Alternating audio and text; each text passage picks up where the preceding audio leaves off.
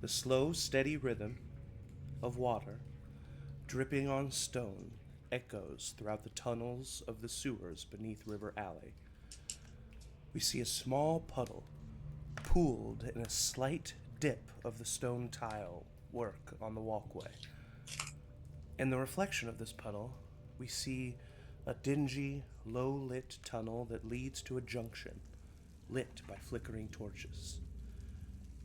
The puddle is broken up by the splash of a soft white paw. 4 silent white paws prowl down the stone walkway towards the junction.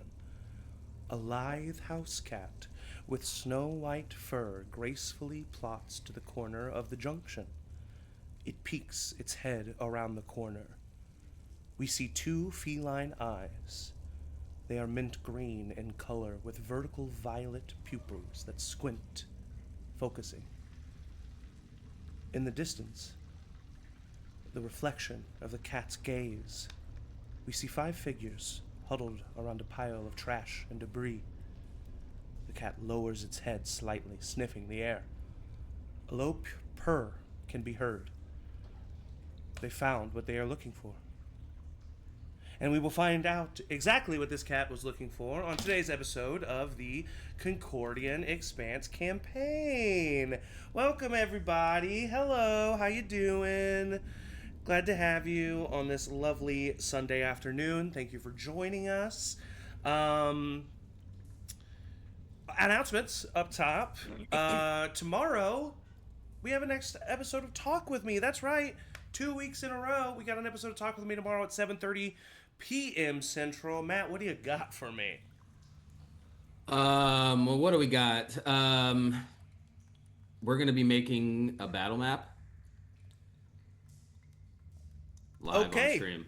Matt, flat out, this time it's just telling us what the episode is. That's it. I don't know what the title is. I don't know anything else about it, but that's what it is. Hey, no, that's great. Fantastic. So more than we've ever gotten. If, you know what? I don't know if I should say this. Okay. If we get 2 subscribers during the Talk With Me stream, I will use whatever battle map Matt and Eric create in Campaign 4. Wow. I'm posting that on the socials right now. At some point.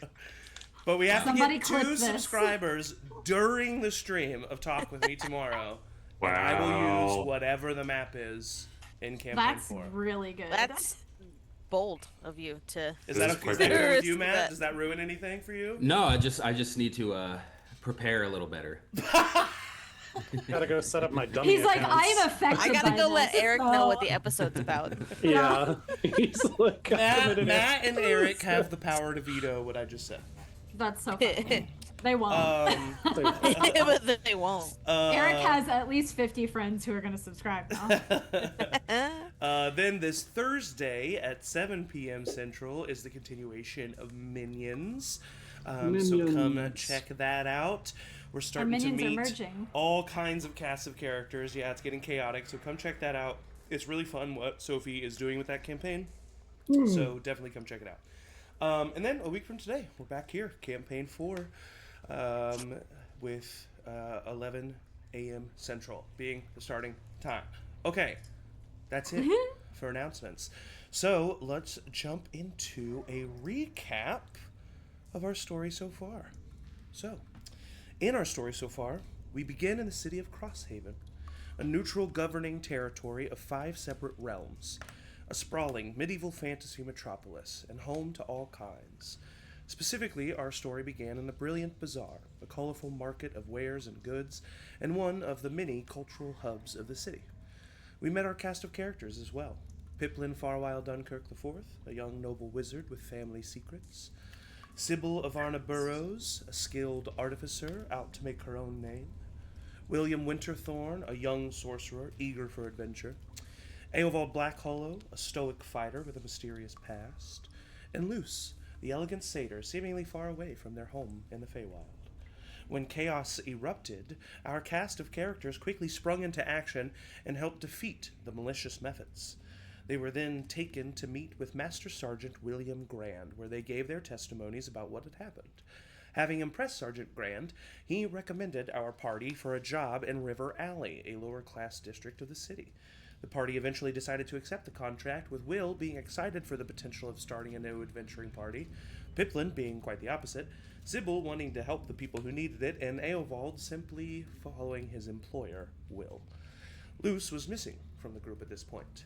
Having thought that she was captured, Luce's siblings from the Feywild revealed themselves and rescued Luce, only to find out that they were traveling with the Iron Guard of their own accord. Luce's siblings conveyed that they urgently needed to return to the Feywild, so they left, and Luce decided to follow up on the young orc girl that she had saved at the bazaar. Luce found young Drea safe and sound at the Druid's Rest Inn. There he met Professor Doro, Drea's father. Luce had a touching moment with Drea, giving the young girl a small viola. In the meantime, the four of our cast discovered a little bit more about this River Alley contract. People missing, attacks by lizard men, sewer diving. It was quite the contract. They accepted and decided to meet the next morning. Sybil and Pipplin went home, and Will and Eovald went back to their inn. On the way, both pairs were stopped by a member of the Night Wardens, an underground crime syndicate that runs Crosshaven's crime scene. It was decided that they would meet with the Night Wardens the next night. Luce eventually reunited with our cast of characters by visiting Pipplin and Sybil's flat in the city.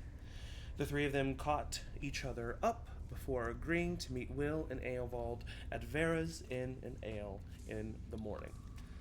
Our party did indeed meet at Vera's the next morning and discussed their next steps. They traveled first to the River Alley Public Works building to talk to the foreman. Unfortunately, they discovered that the foreman had been killed the night before by some creature with a poisonous bite. It was quite the slap of perspective for our party members, who suddenly realized the gravity of the situation that they were in. They investigated the scene before reporting their findings with Master Sergeant Haldor at the River Alley station. Then, our adventurers decided to delve deep into the sewers where the workers had gone missing.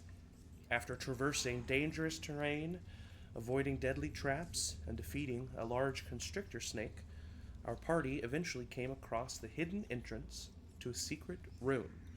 A room that held bodies and creatures mutated into monstrosities. And that is where we left off. So, now you stand at the entrance of this secret alcove behind the sewer walls.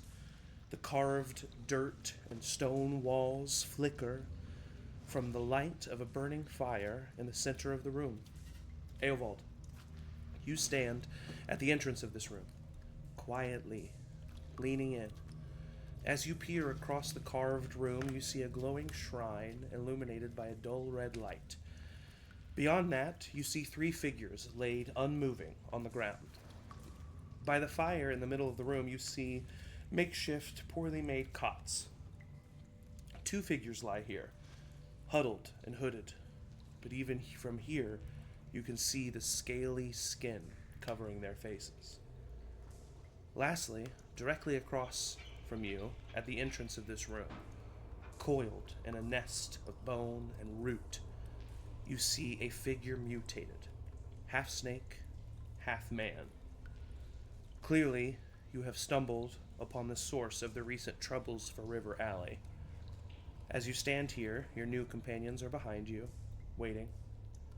All of you, your heartbeats are heavy and outpace the steady dripping of water that echoes in the tunnels around you. There's tension in the air, but for now, you are unnoticed. What do you do? Do I see any other way into this secret room other than the entrance I'm at? You do not. Okay. All right, I will whisper to the party what I see. Okay. Easily enough. Be quiet. What do you say? Like, snake head? I don't like that. There's people in there. There's snakes. We should just leave, probably. Well, we're never going to get a better opportunity to attack them while they're unprepared, so we got to take it. Yeah, they're snakes. I hate snakes. Did you relay to us that it's because aren't two of them in the workers' uniforms for the people that we're looking for? The two that are on the cots are in the workers' uniforms. Yeah. Nearlass is chosen. All right. Well, yeah. I think there is one snake creature, a full snake creature, that we can surprise right now. These other people in the workers' uniforms, who knows what's going on with them, but they might be lost, gone too far. Oh, okay. What does that mean? How do we rescue someone but also kill them? Do you know how to just knock someone out? Just Yep, I can knock people out. I don't know if I can do that. A lot of my stuff feels very I have a hammer. explodey. Bonk them like the methods. so Yeah. in the uniforms, but were not looking. I don't think they looked like that when they were in the sewers with other people. So they seem to be shifting creatures, people. They've been I don't know got. what to call them. Maybe. Try to just talk to them. Does anyone speak snake? They could also just speak common. True. Yeah. Maybe we should just talk to them. Just say, "Oh no, we're lost."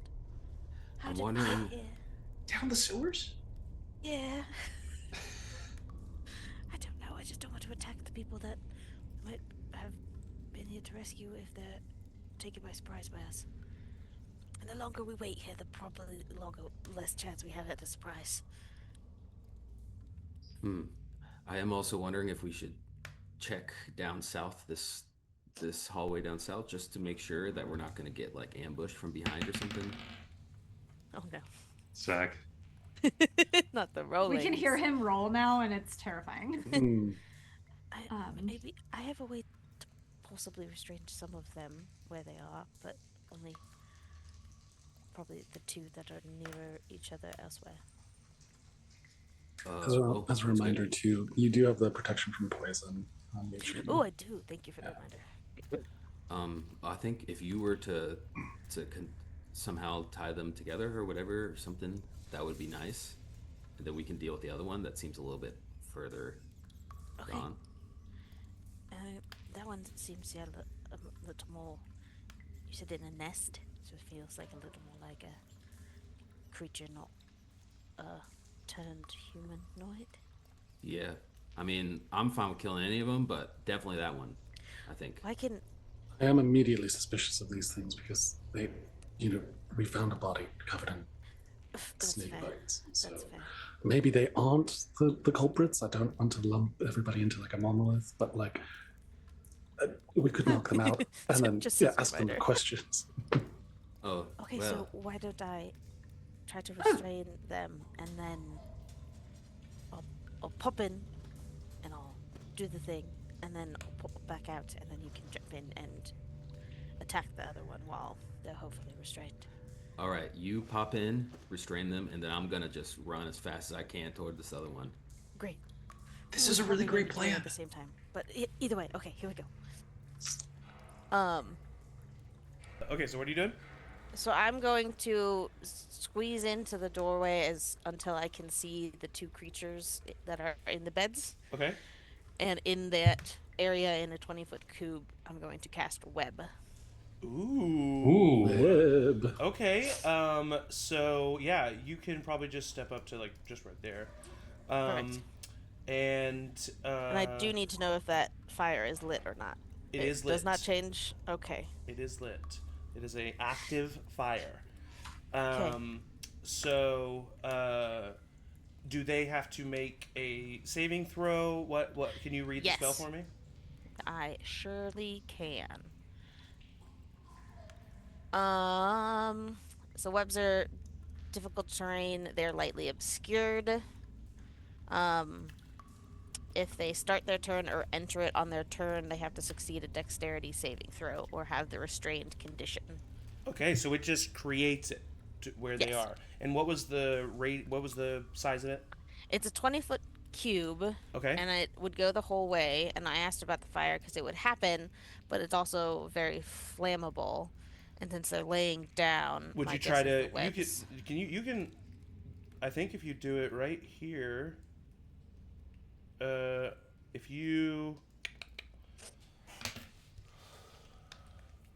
If I can kind of like rotate the cube. Yeah, the room is 10 feet in height.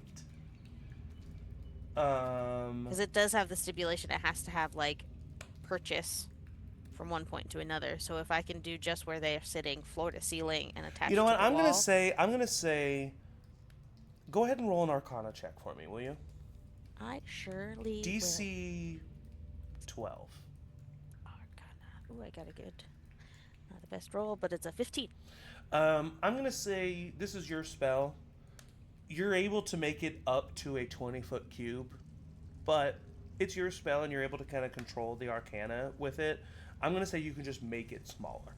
You can make it a smaller area, right? Cool. So let's make it a 15-foot cube. Great. If that's okay with you. And Perfect. we will just do it literally right there. Perfect. Everybody can see that, right? And I think the It web looks like a looks like sassy Like a web. ghost. Yeah, it does.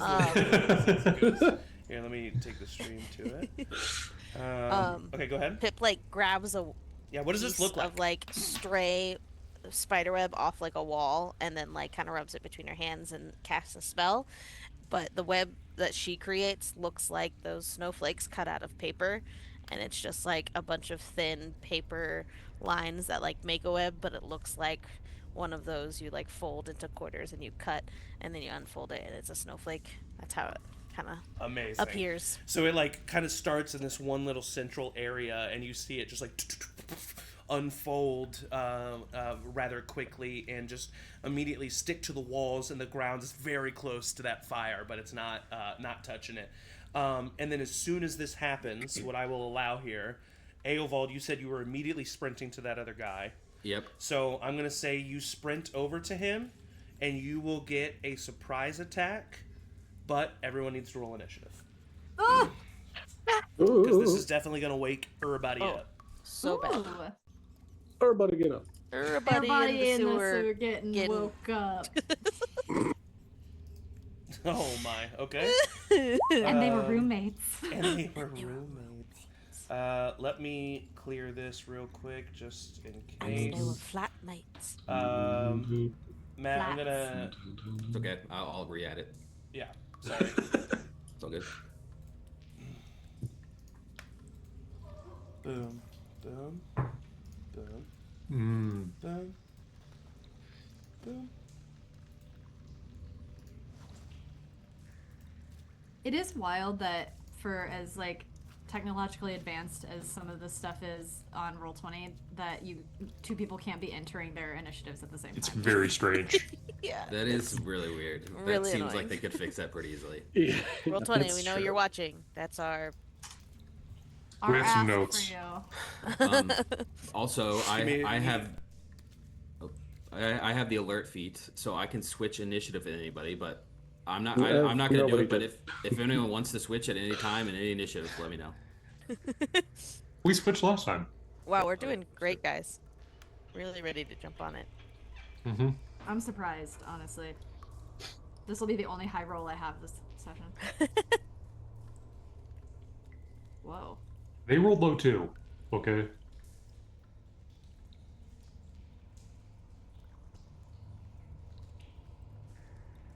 What area code is 557? I don't know. Stream, let us know. I don't know. I'm looking it up.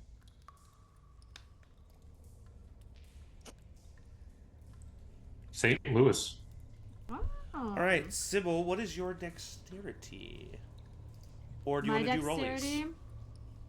Who am I rolling with? Me. Are you faster than a snake? My dexterity is +1. Coming this fall, the fox. Are you faster than a snake? Okay, so he will help you. And then Luce and Wilhelm, either one of your dexterities or do rollies. Up to you. What's your dexterity? It's 14 for +2. Oh, same. You can go first. Okay, how courteous. All right. Zach, you could let me go first. No. So at the top of the round here, we've seen this web. As it's unfolding in slow motion, we see Eovald crossing the space. Do you take out your shield or just your sword?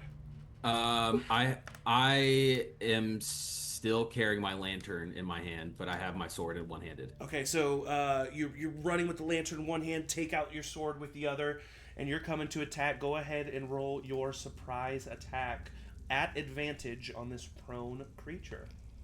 Nice. Is he sleeping in this big mess of... 21 to hit? 21 definitely hits. All right, I'm going to use the menacing attack, which means it needs to make a wisdom saving throw or be frightened.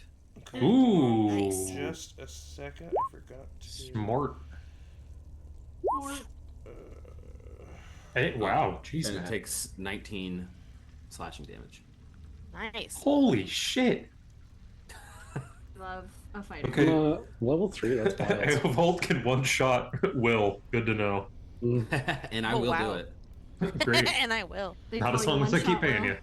I would have 1 hit point if he hit me. So, I mean, so same. you I have hit him exactly for how 40. much? 19 God, you slashing. And needs to make Yeah, a we're wisdom so saving sick. throw. Slashing. Damn. And a wisdom saving throw, it gets a plus, that's an 18 total. Okay, so succeeds, not frightened. All right, so Not you scared. run up, and how do you attack this creature as it's lying down? You just go right at him, chop? I'm just going for the jugular, trying to kill it immediately, just as quickly as possible. Okay, yeah. You go right up to it. You slash down at the creature, and quicker than you expect, it kind of slides out of the way, and you skate right across its abdomen, cutting a huge gash where this dark green ichor starts pouring out of the wound. It screeches at you and screams. We are now in combat, and it is your turn, my friend. Get him again. Same thing. All right, roll for attack. Is this? Are they still? They are still at prone, so this is still at advantage. 21 to hit again, 21 hits. and Exact I'm gonna same. do the exact same thing, menacing attack. Okay, Nice. that is a 12 on the wisdom saving throw. 12 fails, Okay. Hey. and they take 14 slashing damage. Ooh. And I'm using this because I am a master of the longsword. I can use its sap feature, which means it has disadvantage on its next attack roll. Ooh, and it already Wow. will have disadvantage because it is 'Cause it's frightened frightened. of you, Yep. which means it'll have disadvantage -1 on its attacks with my stacking rule. Absolutely Incredible. amazing. So you just come over, you have this lantern up. I think the menacing attack just comes from the fact that this creature is a creature of stealth. It is a creature that has remained hidden, that has been doing a good job at remaining hidden, and all of a sudden it is being attacked in its safe space. It sees this floating flame above him with blades coming down at him. He is terrified of you in this moment. It is now his turn. He will go ahead and stand up using half of his movement. He will then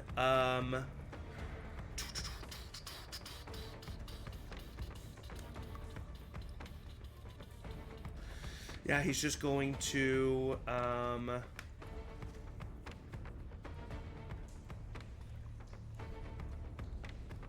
okay, it's going to try to bite you twice. That's an 11. That's going to miss. And that's a 9. That's going to miss. So it stands up, comes to hit you twice. Rolling, didn't even have to roll I forgot that it was a disadvantage, but they both missed anyway. And so it just goes to bite you. You just have the jump on this creature, and you're able to move away from these bites. It's strange. It is a humanoid creature with legs and arms, scaled completely like Dragonborn that you've seen before, but smaller scales, more connected like that of a snake. You see that their torso kind of is able to lengthen and shrink. And so when it lunges at you, their torso like lengthens about a foot as the neck comes out and tries to bite at you. But you're just quicker than it is able to get a hold of you. However, it is going to attempt to cast. Cast. Oh yes. And I think you'll have advantage on this, so that's what I'm trying to make sure of.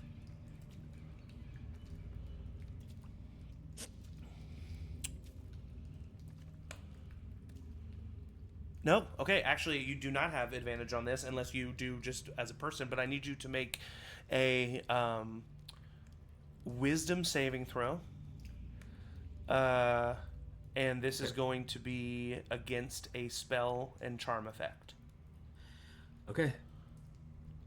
Sure. 11. 11. The snake creature looks at you, bleeding now from multiple places as you've slashed across it. And you see its eyes kind of widen as it looks at you. And it says, in this broken form of common, I suggest you drop your weapon. Oh, okay. and so it is casting the spell Suggestion on you. And you will need to spend your next turn dropping your weapon. All right. Uh-oh.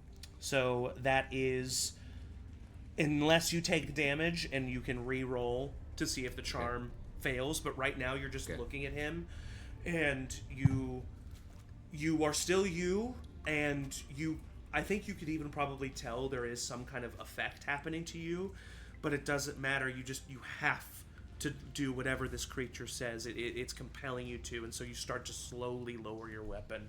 That is going to be its full turn. It is not going to move, or else you could technically take an opportunity attack on it.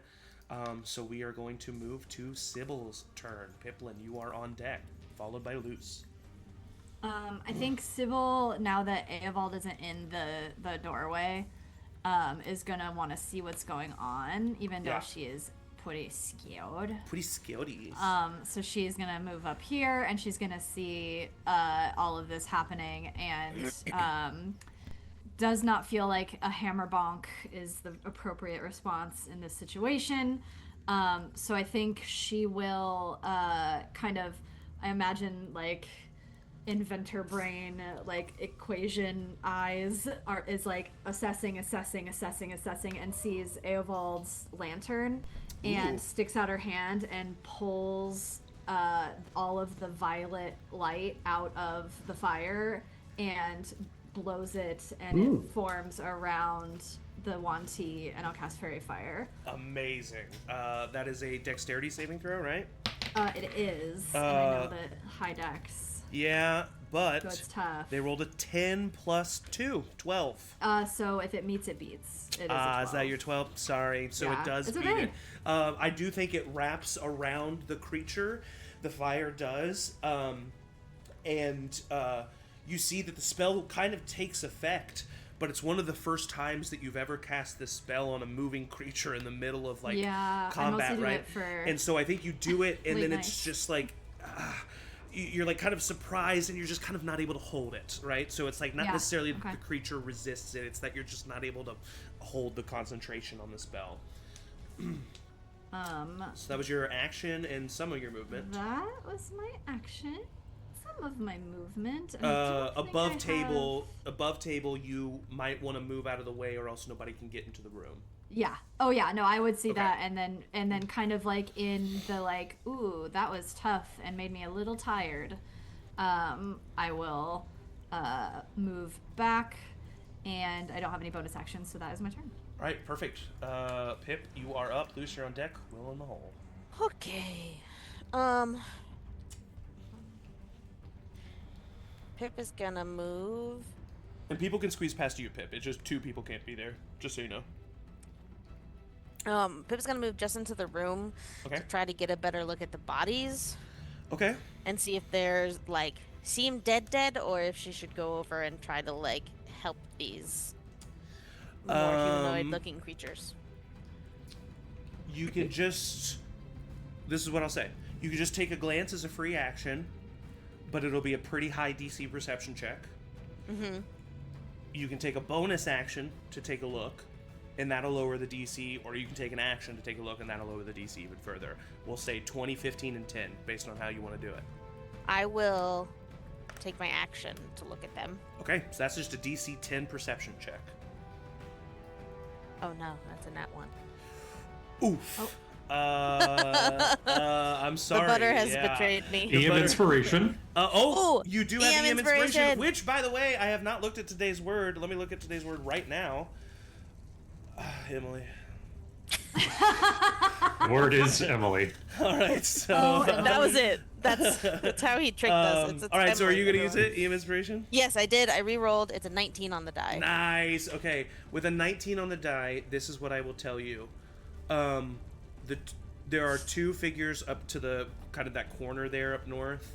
A man and a younger woman.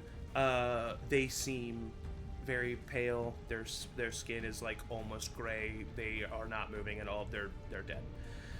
With a 19, which is what's total with that with your perception? No, the 19 plus 5, so 24. 24 total. You see that is an Iron Guard person. Oh. And you see that they are barely alive. Like, unconscious. Breathing is so slow, but like, yes, they are alive. And they are hurting. Okay. I would say with a 24 total, you even see the rank is corporal on the Iron Guard armor.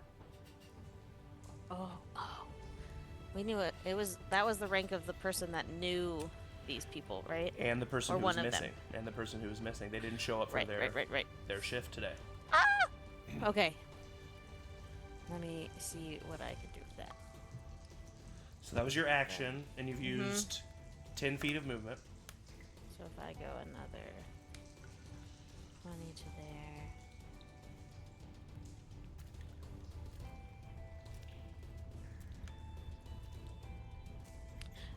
Okay.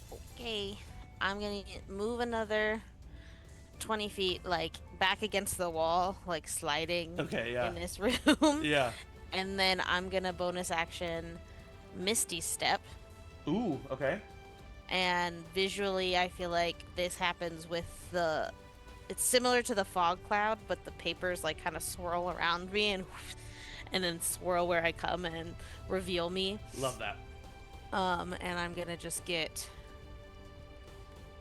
I don't know, is this a fireplace, or is that a place I can actually get to?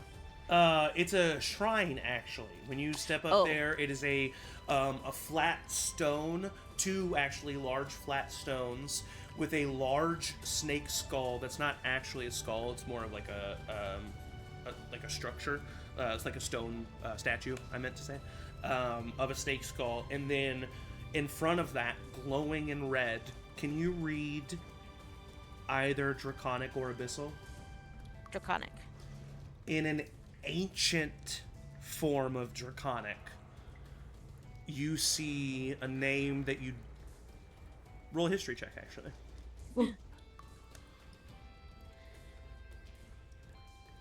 Ooh, it's good. 24. You see the name Nirlas, Nyhrlas,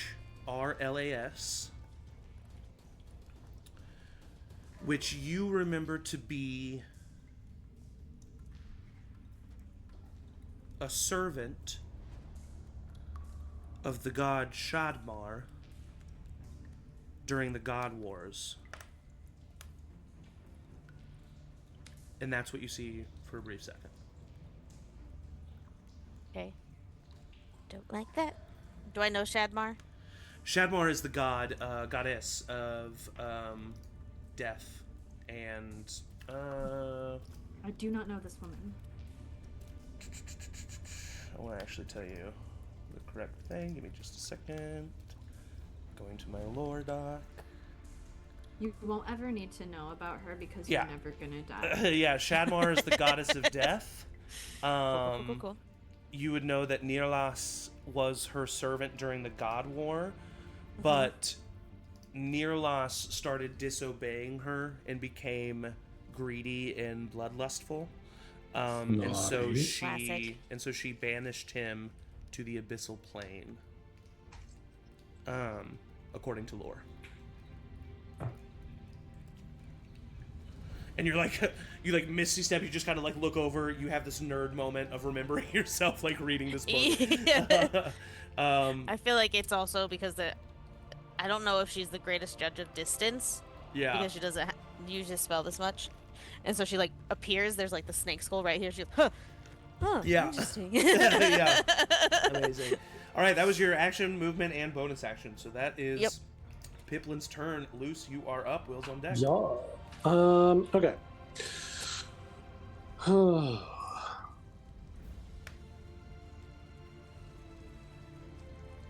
Yeah, I'm gonna move in to stand next to Eovald, and I could help the Iron Guard, but I don't know that he's. Yeah, sorry, I didn't say anything. It's okay. I just Missy stepped away. How could you, you know? Seeing that they're in combat with this thing, we're talking about trying to not murder these guys, and Eovald is stabbing him and trying to stab him in the jugular. So I'm going to come up and I'm going to. Well, this is the main Oh one. yeah, This isn't the... absolutely, yeah. Then we've got other ones to question, but Absolutely. absolutely. I'm going to use my stabbing stick for bonking and using like the blunt back end of the blade and thwack this thing in the head. I get a 24 to hit. 24 hits. So cool. And that's going to be 13 Okay. points of damage on the damage die. Yeah, you you take your staff around, your glaive around, poof, bonk him. This creature, you see as you kind of hit, you hit like right above one of its eyes, and it kind of bounces in, and it's starting to look pretty hurt. Damn.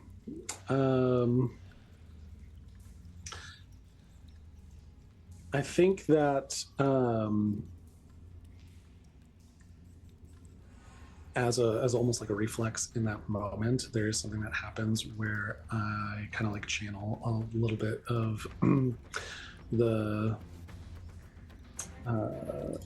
power in that weapon, and in addition to the damage that it takes from being smacked, it does also take 2 points of fire damage that kind of like comes out of the lantern. When you hit him with the bonking, and you see So many bonks. out of the lantern, this bit of fire just kind of like spiral down and wrap and hit him when you amazing.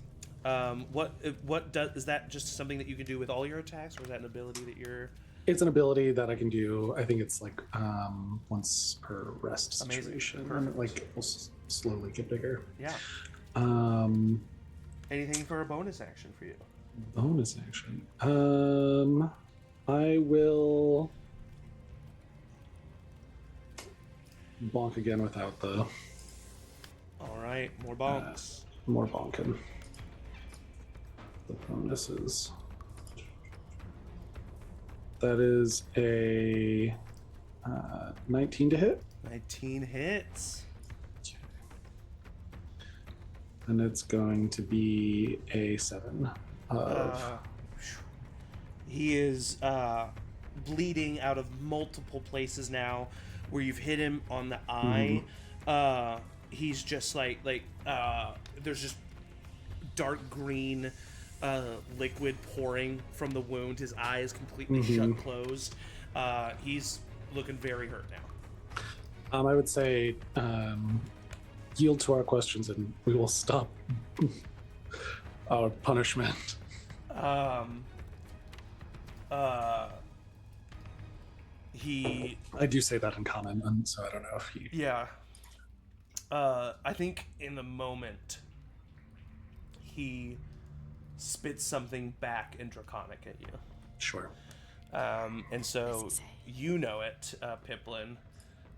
He just simply says, "I kneel to no one." Pip just says, he's not gonna. Not really. Guys, he's Has not no kneeling. interest. That is the end of Luce's turn. Will, you are up. Okay. I think Will gives himself a little bit of a pep talk right before he goes in. All right, this is your first big battle. You can do this. All right. Sybil's like, Remember, and go. And then. oh wait, no, I can't do it. 15, 20, and then, can I see Snake Guy from my position over here, Zach? Yeah. Cool. I'm just gonna do a good old-fashioned Ray of Frost Okay. at Nice. him in case he tries to run. So that is, I don't think that's gonna hit, just a 10. 10 is gonna miss, unfortunately. Yeah, okay, that's fine. You shoot the spell out, and you're trying not to hit Eovald, so it just goes a little bit too wide, slashes against That's all right. the wall. Okay.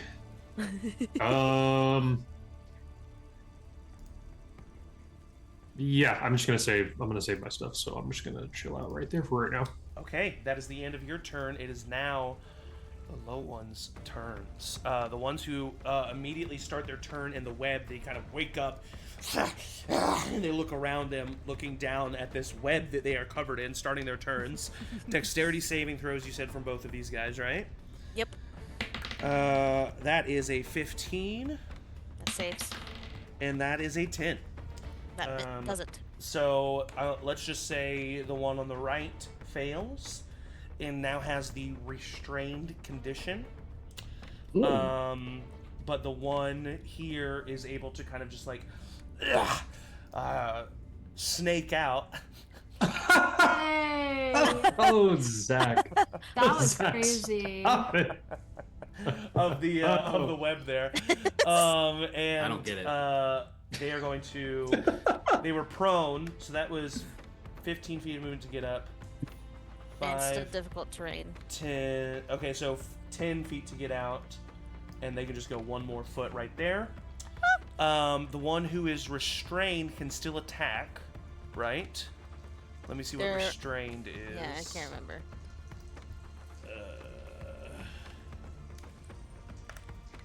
Ooh.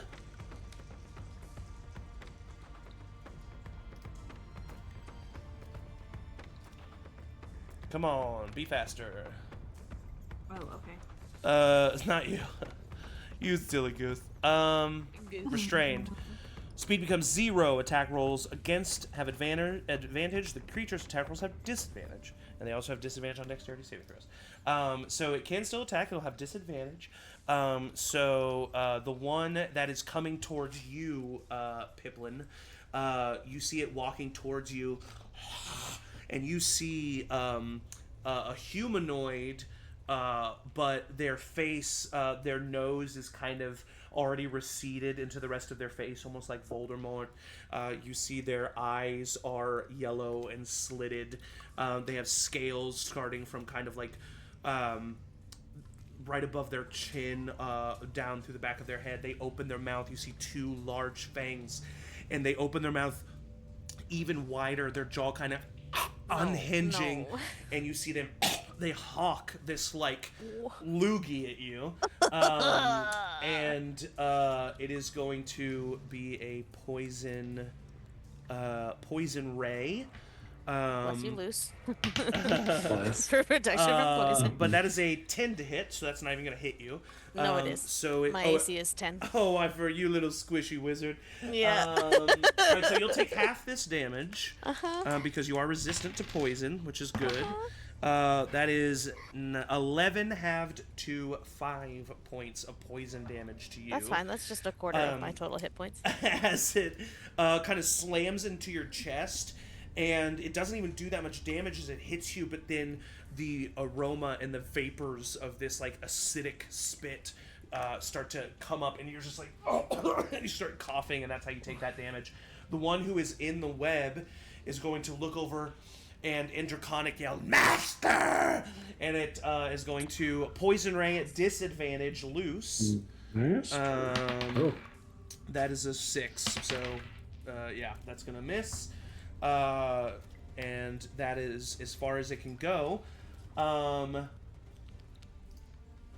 Sybil, from the far Oh, no. south, Uh-oh. Uh-oh. you see Uh-oh. another low one. Uh-oh. 5, 10, 15, 30. Uh-oh. Oh, no. Does it have to roll to make it up? 30. It does not. Wow. It does not. But you see it takes its full turn, movement, and action to dash to get to where it's at right now. So it is coming at you. Next, we have the constrictor snakes. Oh.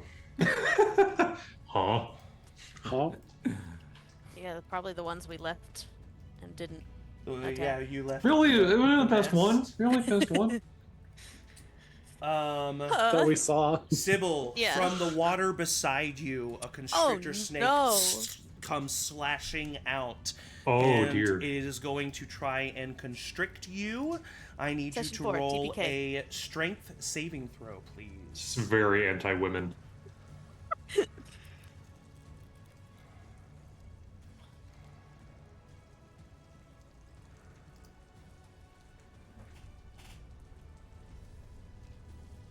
Angie, you're muted. You muted. I cast shield. It's a strength realized saving I was throw. muted, but I said it while I was muted before you said strength saving throw, so I'm gonna honor it. Oh, no, it's okay. You don't have to. No, you don't cast shield. Shield is a reaction if you're getting hit, so you're good. You just wouldn't have Oh, cast I'm that. not getting hit. No, it's a strength saving throw.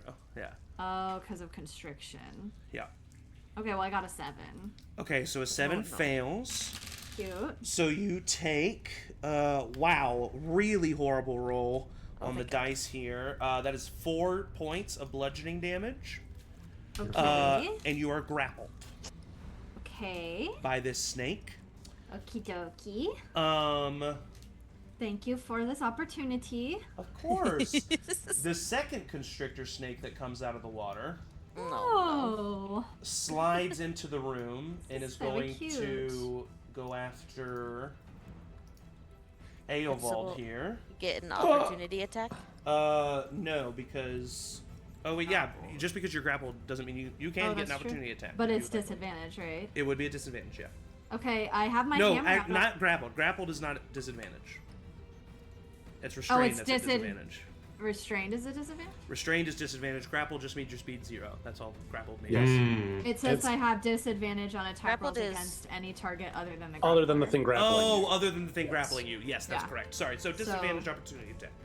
Not to impose disadvantage on myself. No, it's a good point. But I'm feeling good about knowing that.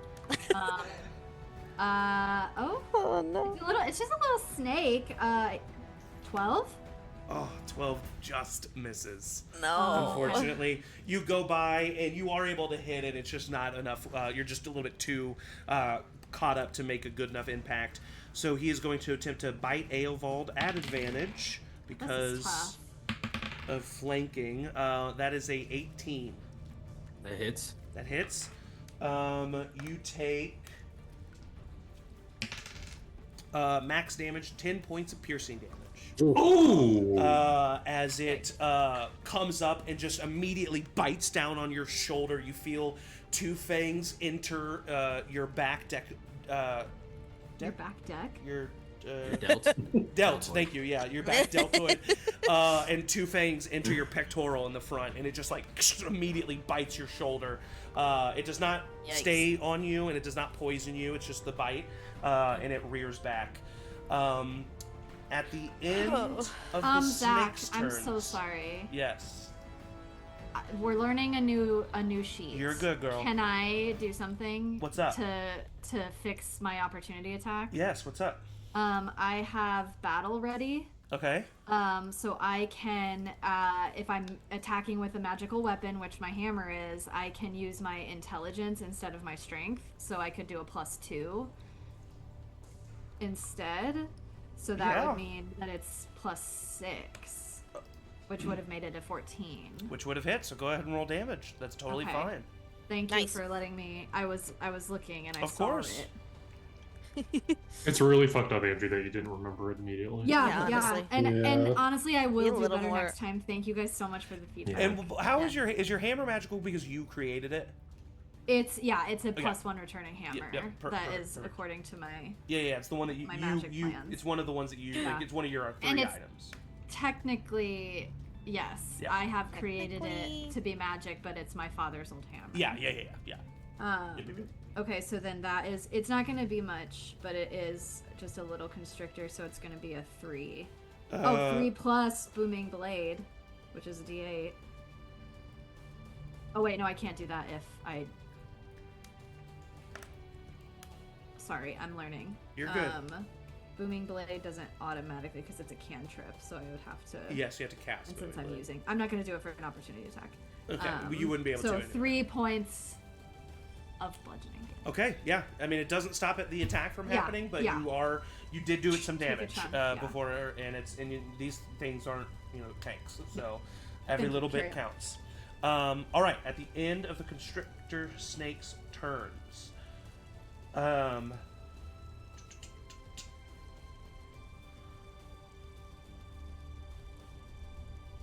Sybil. Yes. No, there's no more. Stop it. You see. No. Oh my god. You see this low one down here that's running up to you. You see that as he's running, this globule of white goes shooting past your shoulder and slams into this creature, webbing him to the sidewalk that you are in right now. And then looking above you, who rolled a very high stealth check earlier, you see... It's that Spider-Man. spider changeling from campaign 2. You see Quiz Rizzic. Whackety. Quiz. a We Oh. see. large, giant spider. I see what's going on here. About Snakes and the spiders. Classic gang on gang fight. I think we got a little druid in the midst. What? Yeah. Ooh. You see, But which this is just one? for, The this is fuzzy just for one? what it looks more like the red one, except it's a dark green fur. And Furry ones I can handle better, so I'm you happy. see that it appears right above you. It webs that creature, and then it is going to spend This the one? rest of its turn. It webbed the one down there. Yep. Okay. It's then going to spend the rest of its turn crawling into this room. And so Wilhelm, Luce, like- Eovald, Pipplin, you all see this giant green spider Oh my god! clicking into the room. Oh god. It's nice! Snakes were enough. Snakes were enough. It's helping! And that is the end of its turn. Eovald, you Oh, no. are up, back at the top of the turn order. Sybil, All right. you're on deck soon. I Okay. look over to Luce, who's standing next to me. Yes. I think I'm gonna drop my weapon. Why would you do that? I just dropped my sword to the ground.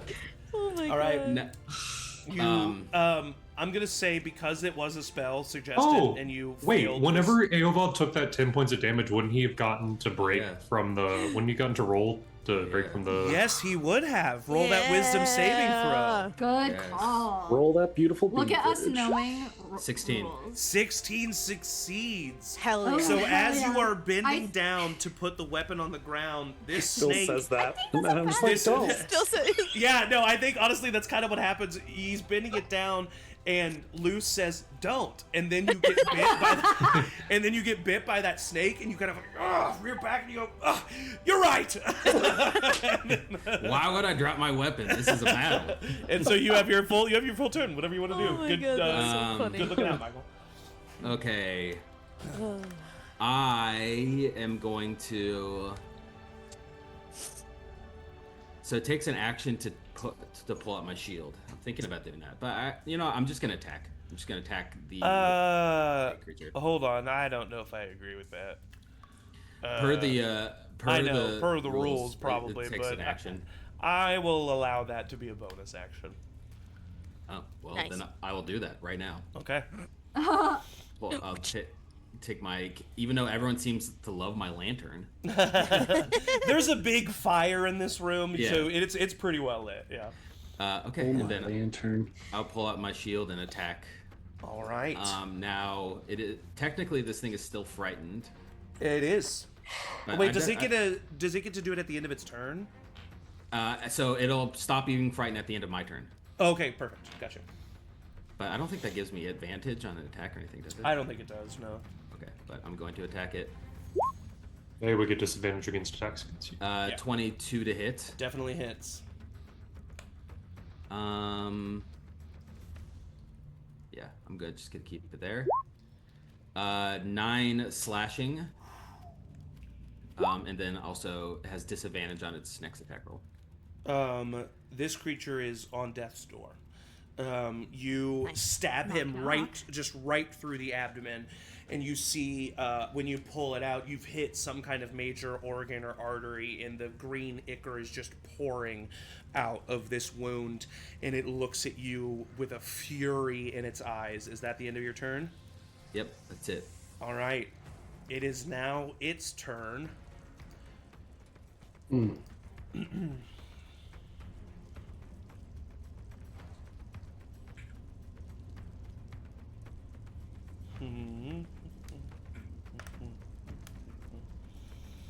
Yeah, I mean, it's surrounded. It's just going to try and attack you twice.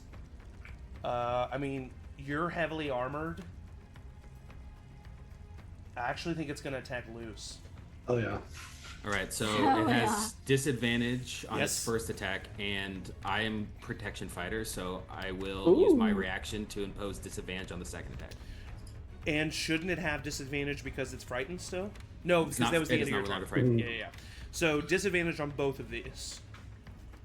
Because of sap and because of protection. Thank you for that. Okay, that is a 4, so that's going to miss because it's a total of 9. And then this one is a 5 on the die so both. You're done for the day. All right, so both of those attacks miss on you, but I do need you to make a wisdom saving throw for me. Me? Yep. Wisdom. 17. 17 succeeds. The scaly creature looks at you and says, I suggest you stab your friend. Oh, I also do have advantage on against. Summons. oh yeah. So I would say this creature kind of looks at you, says that, and you barely even notice that it's trying to do something to you. So what is your response to the creature? This is the when it realm in says which that? I feel like I live. Exactly. Yeah. Also, I'm just like. Do you say anything back as the creature says that to you? Not yet. Okay, alright, perfect. Yeah. That is the end of its turn. Sybil, you're up. Pipplin on deck. Luce, you're in your hole. I mean, Oh. anyway. Oh. Oh. Oh. I have my hammer out and I just bonked this snake and I saw the web and the spider went away and now I have the snake wrapped around me. You do. So I'm really having a good time. What a crazy 6 seconds. I will take the hammer and I will try to bonk the snake that's grappling me on the head. Alright, and this will not be a disadvantage. It will not be a disadvantage. Would you like to Okay. use a cantrip? I will use Booming Blade Yes. as well. Yes. Yes. I did read it again though, and it makes it sound like that there's no damage suffered unless the target willingly moves 5 feet or more. Yes, that's Is that true? That is true for Booming Blade, yeah. Okay, cool. So I am going to hit, and my my hammer will glow that lovely golden hue. Oh rats. That is a 10. 10 But misses. even if I used my... Yes, so it will miss. Oh, I have Heroic Inspiration because I woke up this morning. Did you use it last session? I did not. Okay. Nope, because I had my character sheet and everything. Ooh, and that's a 14! 14 hits, my Oh, love. my mum's gonna be so proud of me. And that is rat sacks. Another 3 points of damage to my. the snake. And now it is engulfed in a booming energy, a thunderous energy, and if it moves away from me up to 5 feet, it will take 1d8. Yes, you see that it is like you hit the creature, and as you hit it, this kind of like invisible ripple kind of like ripples over the body of this creature, and there's just kind of this like vibrating. That what is that effect called when you see heat above the like? What is that? The little distortion? It's like my shield. It's like a mirage. So it's like whatever that distortion is, you kind of see that like an inch off this creature, just kind of a hole, just like. I would like to think that if you're very close to it, you hear that sound that Oliver used to hear when Brarnan was the calling. anvil. Yeah, of just like a ting. I love that. That's amazing. All right, so that was your action. Any bonus action for you? You don't have any movement you can use. Bonus action, I do have 2-weapon fighting, but I think that I will not use it. Okay. Because I'm gonna just do it. I'll like do vibrating, and I'm like, ooh, I did something, and then I'll take it in the other hand and bonk it. Well, you have to have 2-weapon fighting requires 2 weapons. 2 weapons. I don't have 2 weapons, so I'm not going to do it, and goodbye. Okay, all right. That is the end of your turn. Pipplin, you're up. Luce, you're on deck. Will's in the hole. I'm scared. Scared? But I came over here for a reason, and I'm going to try to stay true to that. So I'm going to use 5 feet to get closer to this guy. Uh-huh. And try to stabilize him, help him. Okay. Medicine check something him, so he's either not about to die or maybe can help us in the fight, but probably not. Yeah, roll a medicine check. Medicine check. Medicine check. Ooh, that's Your a medicine. nat 20. Nat 20! Nat Yes! 20. That's In my this friend. moment, time kind of slows down for a second. And No, I'm not! I hate it when it does this. I'm not. Okay. Time kind of slows for a second. And you come over and you see this soldier standing in front of you. You see multiple puncture wounds on his body where he has clearly been bit. You see dark veins underneath his skin from a poison that is setting into his body. You can hear a gurgling, slow breath as he tries to breathe. And the chaos is happening around you. You hear the footsteps of a creature running straight towards you, approaching you. And in this moment, you reach out and touch the soldier, just hoping to figure out what he needs. You don't even know what you're going to do yet. But just as soon as you impact this soldier, your hand begins to glow. And although no one can see it in this moment, your eyes begin to glow ever so lightly. And for a split second, there's just this chord of melodic music that you hear. Just one strike of something distant. You don't even know what instrument would have caused it. It's not that clear. But you just hear a melodic note. And you see a wave of this glow go all over Corporal Rennie. And it seeps in. And you heal him 5 hit points. And he... what's going on? Who are you? Where am I? The sewers. My name's Pipplin. We're here to rescue you. And that's about all you have time for. So that was your action. Mm-hmm. And you have a bonus action and some movement if you want. He's awake, but not that much health left, so I don't want this creature to attack him. So I'm going to use the rest of my movement and say something as I move, if you'll allow, to keep attention on me. Okay, yeah. What do you And say? in Draconic, I would say, how do you pronounce Neurals? Nearlas. Nearlas. Nearlas. Near. As I take my 20 feet of movement to run back to the other direction, at that creature, I would say, Nearlas would be so disappointed, and I'd run away. Okay. He got him. In Actually, Draconic. I need to retcon something very quickly. Yeah. Roll 2 d4s for me. Ooh. Don't love that. A total of 3. Okay, so he heals 3 hit points. Okay. And then go ahead and roll a, let's say, deception check. Deceive him. Oh no, I'm bad at charisma. Oh, that's my job. Okay, No. here we go. A 12. Noted. Noted. All right. Can you hear me? Can Yes. everyone hear me? Yes. Okay, cool. Sorry. It moved for a second. All right, that is the end of Pipplin's turn. Luce, you're up. Will's on deck. Okay. I look to the snake and I say, "You forgot the magic word," and I cast suggestion on him. Ooh! Give it Let's see right if this back. works. Yeah. Question about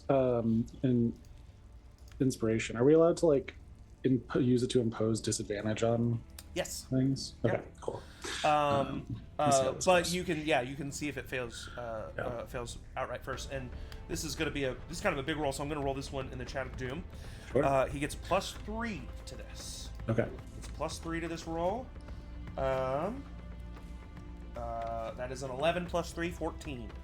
14 meets, so Do you want to roll that? You I want me to will roll that at have him disadvantage? roll it again. Yeah. That is a 9. +3 is 12. Yeah. Alright. So you look at this creature, and what do you say? I say, I suggest you give up. You tell us what's going on here and give us a map of the sewers, please. All right. I've got some demands. That is. I love that. Isn't suggest like not to be a rules person? Isn't suggest like a one word? It's 25 It's words. command. Oh. Is the one word. Yeah, And I'm command thinking is of the command. one-word one. Yeah. Suggestion is Yeah. just a task that. Let me do. I do want to look at the wording.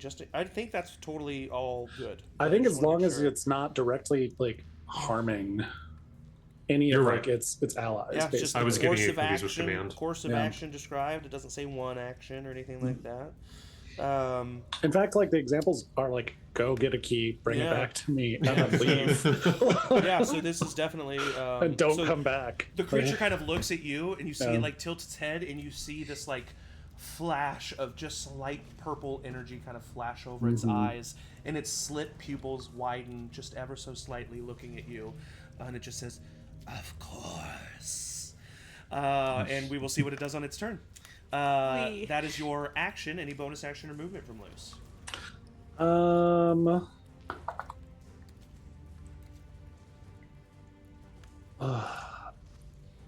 There's still the snake that's attacking Correct. from behind. Okay. Yeah. I am going to attack that snake. Okay. Yes.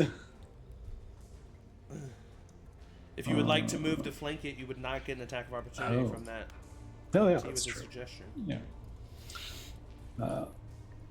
Up to you. Yup. That is a 19 to hit. 19 definitely hits. And that is going to be 5 points of damage. 5 points of damage. It is still standing, but you have cut a good chunk into it. It is now kind of snaking its head. I genuinely didn't mean to do that. Back and forth between the two of you. A little bit fearful. That is your bonus action, right? With the Yeah, that was my bonus bonking? action to bonk. And that is the end of Luce's turn. Will, you are up, my friend. Hey, I'm going to peer around this corner. This snaky person they're still webbed, right? Oh yeah. Okay, I would like to cast Chaos Bolt at Chaos it. bolted. Roll for. Would I get attack. advantage? It's a ranged attack? Because it's webbed? Yeah, because it's webbed, yeah. So it's restrained, so attacks against it have advantage, yeah. It didn't say Thank melee God. attacks, it just said attacks. Thank God for advantage. That's 24 to hit. Definitely hits. Roll for damage. Okay. Control. This is a very strange spell. Okay, that is going to be... Ooh, not great damage. That is just going to be 5 points of fire damage. Okay. So you, oh, that's important. Let me look. Yeah. Because you can't control the damage type, right? That's the whole point. Well, I could. So I rolled a 3 and a 1, so it's either acid or fire. I thought acid, it might have a resistance to it for some reason. Well, let me just see if it, like... The end of the world with the web. It would just do more fire damage to him. But then it gets rid of the web, is that? That's what Yes. I'm wondering, yeah. Yeah. It does. The web spell specifically says that it's flammable. If I switch it to acid, does it? You know, it's a good question. We all do acid and then everything's fine. Oh. I don't think so. Oh. What am I thinking of? The web spell Oh, says command. something CP. of what happens if there's fire. Yeah, let's go ahead and do fire for fun. Let's keep it at fire. You know, because it'll do some damage to the creature, and I think that's what you chose, and you know you're learning to adventure. Well, it kind of, okay. I think thematically it works like this. I think Will doesn't know what's going on, and he just hurls this spell that just kind of comes into his brain at this thing, and it's this... The thing about Chaos Bolt is it can be like any type of damage, so I think as this energy is hurling towards it, it itself is changing. It's like a blob of acid, which goes into ice, which goes into fire, which goes into like all these different types of damages. Dope. And as It's like rolling a wheel, and whenever yeah, it's like spinning like a thing at it, and it just happens to like land on like Cool.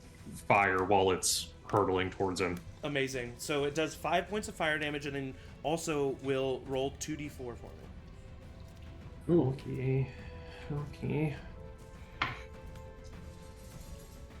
Total is 6. It does an additional 6 points of fire damage as the webs catch on fire and just erupt this creature into flame. It screeches in pain. It is definitely hurt by that fire, and is now free of the web as the web burns away. But it definitely took some damage by that fire. All right, that was your action. Any bonus action or movement from you, Will? See that I freed it, and I'm like, I'm really sorry. And then I'm just gonna... Honestly, I'm gonna get back in my corner, in my corner of shame. Okay, yeah, of course. That's it for me. It is now their turn. This one is going to run up to you, Pipplin. No. This one is No. going to run up to this spider. Okay, great. And this one down here is going to attempt to get out of the web. Didn't its web burn up? No, the No, spider's the one to the south. the El Natural web, Outside. No. not the magic. Oh, web. that's not the one you hit? No. Oh my god. It's one of the beds. Oh, the web of the giant spider. They do not. He just has to attack it. So he's going to try to attack it to get out.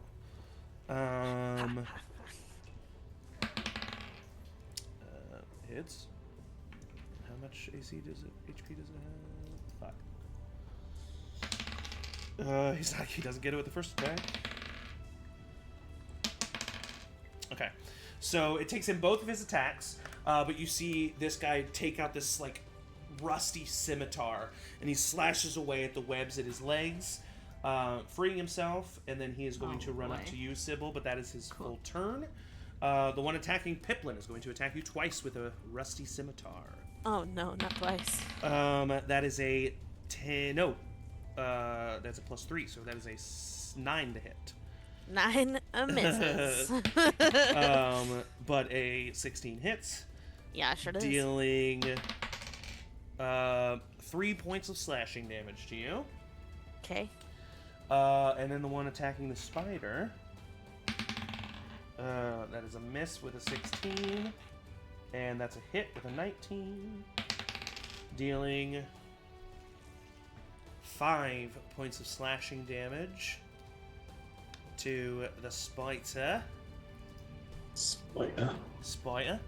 That is the end of all of their turns. It is now the constrictor snake's turns. Goodness. The one that is Squeeze me, I wrapping want to feel something. around you, Angie. Angie, is going to attempt to bite you at advantage. Okay. That's a I would like dirty to cast 20. shield as a reaction. The highest it So- got was a dirty 20. Good. What is your AC? Oh. Which you? 18. 18. So you see that it goes to bite you.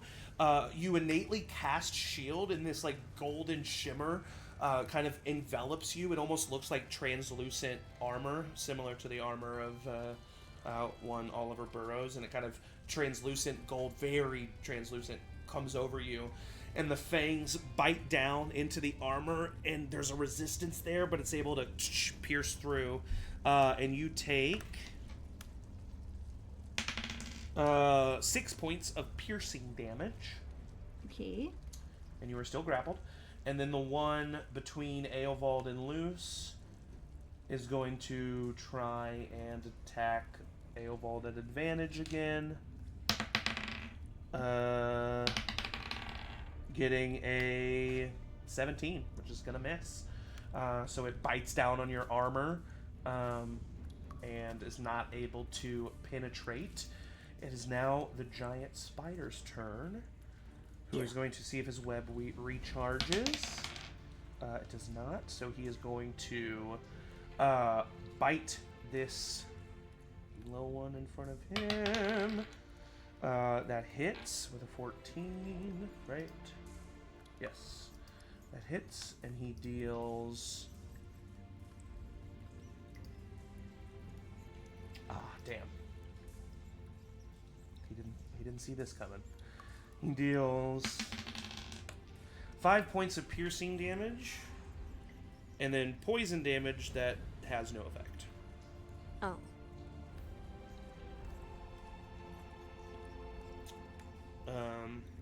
This music makes me think we're gonna win. And that is the end of his turn. At the top of the turn order, we've got Eovald. Get him. Eat him. All right. I'm looking at this big snake that I've been fighting, and then I see Luce just say something to it, and then walk away. Yeah. All right. All right. So I'll turn around and attack the smaller snake behind me. Okay. At advantage. Yes. 17 to hit. Hits. 11 slashing damage. You look around at this snake Okay. behind you, and you just spin your sword around and stab the snake right through the head, pinning it to the ground. It is dead. Okay. Nice. And then I am going to attempt to run away from this other thing. I don't know if it gets attacked. He will not attack you. He's charmed by your friend.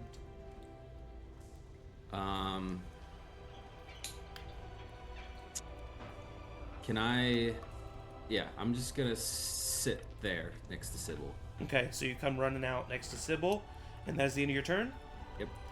It is now the Wantee's turn, who is going to look at you, Luce, and it is going to sit cross-legged on its nest, and it's going to say, in kind of a broken common, Where to begin?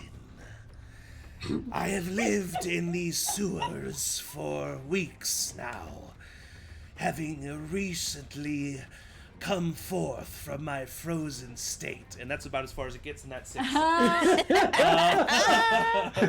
Guys, the snake is storytelling. Ooh. And it is We're now, like trying to listen as we're fighting. Like, what did he say? Oh god. and Let it me is write this now Sybil's turn. Okay.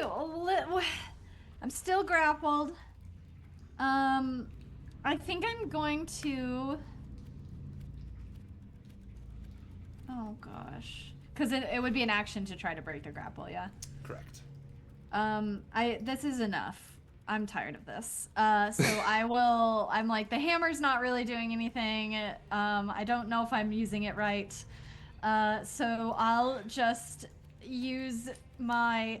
Could I say that I'd use it to pry the snake off me, but it's me trying to break the grapple? Yeah, for as sure. my- Go ahead and roll an athletics check. Okay. Or acrobatics. Ooh. 17 athletics. 17, you kind of like squeeze the hammer in between your body and the snake, and you push forward, and the snake uncoils. You are no longer grappled. I'm no longer grappled. So you have your bonus action. And I can't use two-weapon fighting because... Or can I? Because I didn't use a weapon the first time. Technically, I feel like not. Technically, No. two-weapon fighting is supposed to be when you make one attack with one hand, Yes. you can make an attack with your off I hand. just wish I didn't have it then, you know? I know, yeah. So I Or just get a second then- weapon. Well. So that was my action. Yes, ma'am. I am Pipplin, going you're on deck. to not move out of range, but could we say that I switch places with the snake? So to grapple it off me, I put it this way. Uh, Or does it just stay there? Because I know it's there because we can't put it on top of my token, but yeah. Can I ask why you want it to be over there? because I want to be where the snake is. I don't want to be in this corner. Oh, I see what you're saying. I see Because this what is you're all saying. like garbage Yes. and trash, Yeah, right? yeah. Let's do that. I Yeah, would we like can to throw it on the Here, garbage let's do and this. trash. Let's do that. How about Yes, that? that's what I wanted, That's Zach. what we'll do right Yes. there. Yeah. Okay, that's what I want. Great. Is that the end of your turn? That's my turn. Oh, I'll look at Eovald and be like, "Help!" All right, Pip, you're up. Luce is on deck. Questioning all of her decisions, she's concerned for herself. She's gonna cast Create Bonfire to make her lovely paper fire exactly where this low one is in front of her. Okay. Dexterity save. Yeah. That is a 13. It fails, so it takes 1d8 fire damage, which is 7 fire Okay. damage. You And see the like paper fire, even though it looks like paper, it kind of like snakes up the body of this creature, and when it disappears, you see burn marks on the flesh as if fire had scorched it up, and it hisses in pain. And she doesn't understand the opportunity attack function, so she's just gonna keep running Okay, and get so there. he will attack you with an 18, Yikes. Jiminy Christmas. dealing max damage, 7 points of slashing damage to you as you Girl, run what away. happened? As you run away, you feel this rusty scimitar slice into your back, ripping at the fabric of your coat and at the fabric of your flesh as it digs into your back. But you are able to get away. You kind of stumble, have to crawl underneath that table to get to the other side of it, but you are able to get away. That is your action, movement, any bonus action for you. Nope. She's not looking good, though. All right. Luce, you are up. Wilhelm's on deck. Okay. The snake guy is doing his thing. Yeah. He's talking his stuff. I'm gonna move closer to him. What is this low one doing? It is attacking the slider. Okay. We've got a fight going on out here. This low one over here is the one that just attacked. Yeah, you see it actively chasing your friend. Yeah. Oh, we're Oh, friends. wait. I also... It's true, we are friends. Real quick, we'll just Yeah. say he goes after Pip. Corporal Rennie. Oh, right. I meant to ask about him if he was Yeah, alive I enough. mean, he healed Twisted 3 on the hit floor points. still. He healed 3 hit points. He's here. So he is going to run up and attack this low one and hit and deal low damage though. 3 points of slashing damage to it. Thanks. All right, so he is standing there and doing that. Okay, sorry, Luce, go ahead. Yeah, you're great. Will, you're on deck. Thanks for staying on. I know this has been a long combat. Appreciate you guys. You're doing great, buddy. I feel a need to stay close to this thing. The talking snake. To the talking snake to hear. Take notes for us. Yeah. I'm going to use this opportunity to cast False Life on myself, Okay. which I can do at will as one of my invocations, which I automatically get the full 12 temp HP Hell from. yeah. Okay. What does that look Nice. like as you cast that spell on yourself and you gain that temp HP? Yeah, so that is like because this is specifically for my like warlock, like there's like the flame kind of like starts to like come out of the lantern, I think a little bit, and there's this glowing mantle of like flame aura around me Love that that. like as things kind of hit it, like the flames kind of like bolster into that like space to like take that blow or like burn that spell away or something like that. I love that. That's great. Yeah. All right, so that is your action. Anything else? There's not much that I can kind of do with that in mind. So, being my action, I am kind of like surveying this, trying to listen to the story, and I think just like bonus action if we want to. Like, I'm kind of like starting to like write. Okay, notes yeah, sure, yeah, that's fine. about, That's about totally this. fine. All right, perfect. That's the end of Luce's Yeah. turn. Will's up. Alrighty.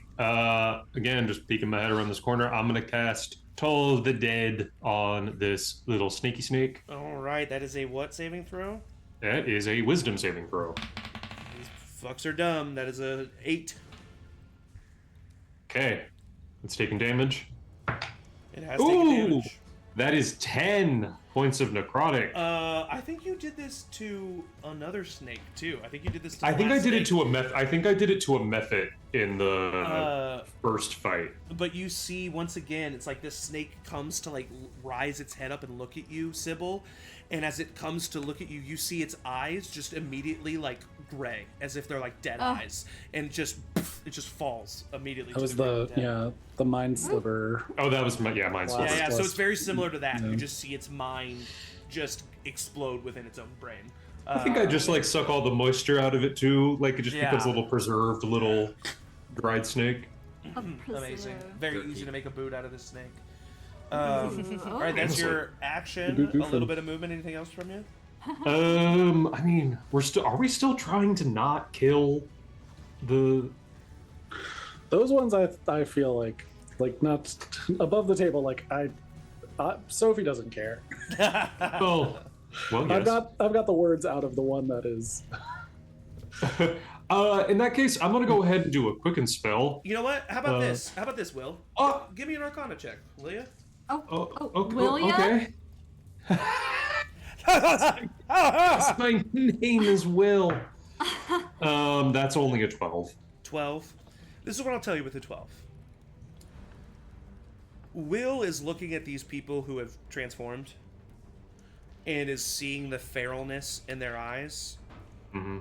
And there's just no turning back for these people, is what Will The past is in the past. passes in the past. Let it go. So, quick and spell. Yeah, I'm just gonna quicken spell, spend 2 sorcery points, and I'm just gonna do Ray of Frost on the. Actually, I'm gonna do, because this one is chasing after Pip. I'm just gonna Ray of Frost Yeah. the one that's been chasing it. What is it? Facing north. Thanks. I always want to know. I don't mean to put you on the spot, but I love to know, like, what does it look like when you like do you just kind of fling it with your hand? Do you like what does it look like as you? Like, I think cast that's it? really what it is. It's just a lot of like flinging the hands, a lot of more. I think. Flinging. Yeah, I think while Like if as we're you like doing throw like the a hand out, it kind of corporealates like at the arc of the hand and like shoots. yeah, out. I think maybe if we're like comparing magic, I think someone like Pip, it's very like I know that we all in spell components, blah blah blah, Of verbal, course, somatic, yeah, whatever. yeah. I think like Pip's is more verbal, while Will's just seems to more come from like the somatic, like the actual the actual like hand positioning and stuff like that. I love that. So Sorry, what's the attack? Ray of Frost. No, the 18 hits. Lovely. And then that's a D8, I think. Yeah. So that's going to be 4 points of cold damage, and its speed is reduced by 10. Okay, you see it gets hit by this icy bolt of energy, and the ice kind of slowly like grows like frost over part of its skin, and it screeches in pain. It definitely, as a cold-blooded creature, does not like this feeling. It's not vulnerable or anything, but it hates this. So that is the end of your turn using those sorcery points. It is now the low one's turns. The one who is facing the... I think he's not even paying attention to the Iron Guard. And so he is going to take an opportunity attack from the Iron Guard. That's fair. I did insult him. And the Iron Guard gets a 10, so he misses. So he is going to run. He is going to do an acrobatics check to see if he can jump up on this table. Oh no. That is a natural 20 on the acrobatics check. Oh my He god. looks super cool. This snake guy looks so dope. Can he get there with this? If his speed is You know reduced what? by I'd 10 rather feet, that- does he get all the way there? Good question. 5, 10, 15, 20. He does not. Look at you, Ray of Frost. Okay, Ooh. but he does have a poison ray attack, and Oh, God. she, I did narratively say, crawled underneath that table, so he's gonna poison ray at little old Will back there. So no. let's see. At me? At you, you just hit him. Lil. Wow. But that is an 8 plus 4, 12 to hit. I will cast shield. Okay, it's coming right at you. You see that globule, this little tater tot of poison coming right at you. Tater I tot. think Will's version Weird. of shield is he just kind of like he doesn't have great control over it at the moment, but it's like I think a lot of his powers come from this like telepathic telekinesis thing. Yeah, and I yeah, think yeah. he just manages to like telekinetically like stop the projectile. Oh, I love And that. then, And it like- just kind of like falls to the Yeah. ground. Yeah. Yeah. Actually, maybe because it's shield and you're still kind of learning, you like guide it a little bit. It's like coming right at you. Yeah, and yeah, you're like, yeah. And you just shoot it right past you. Yeah. Amazing. That was its turn. The one attacking the spider is going to attack twice. That's a miss. And that's a natural 1. So that's 2 misses from him.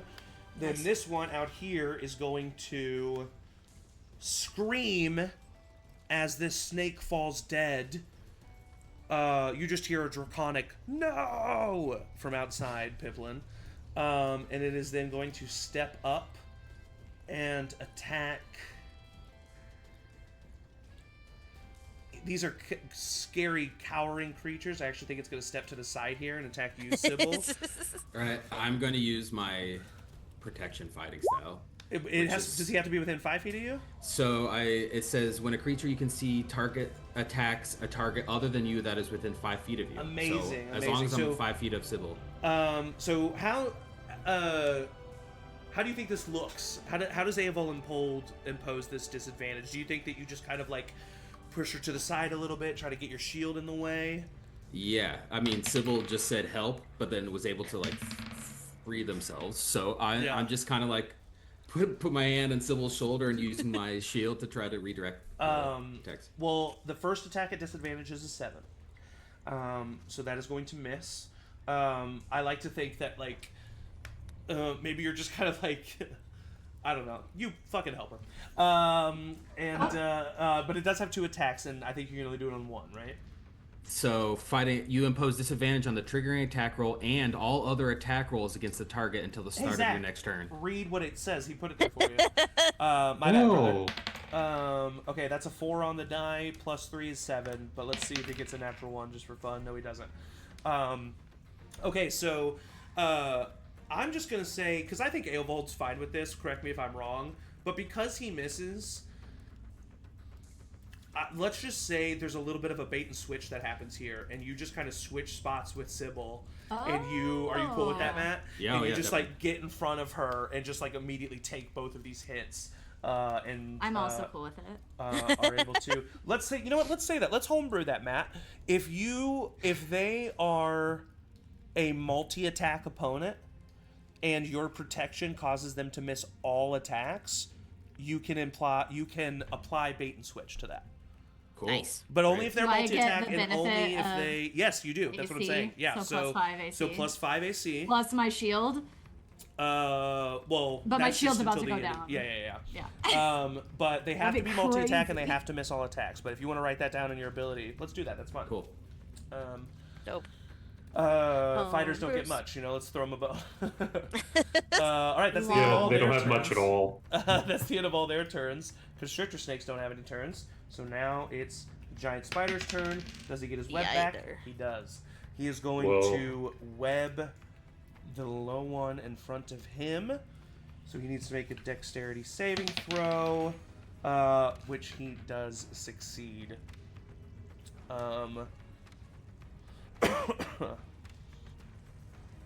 Fuck. Okay. Oop. Well, he's just gonna stay there then. Actually, no, he's not.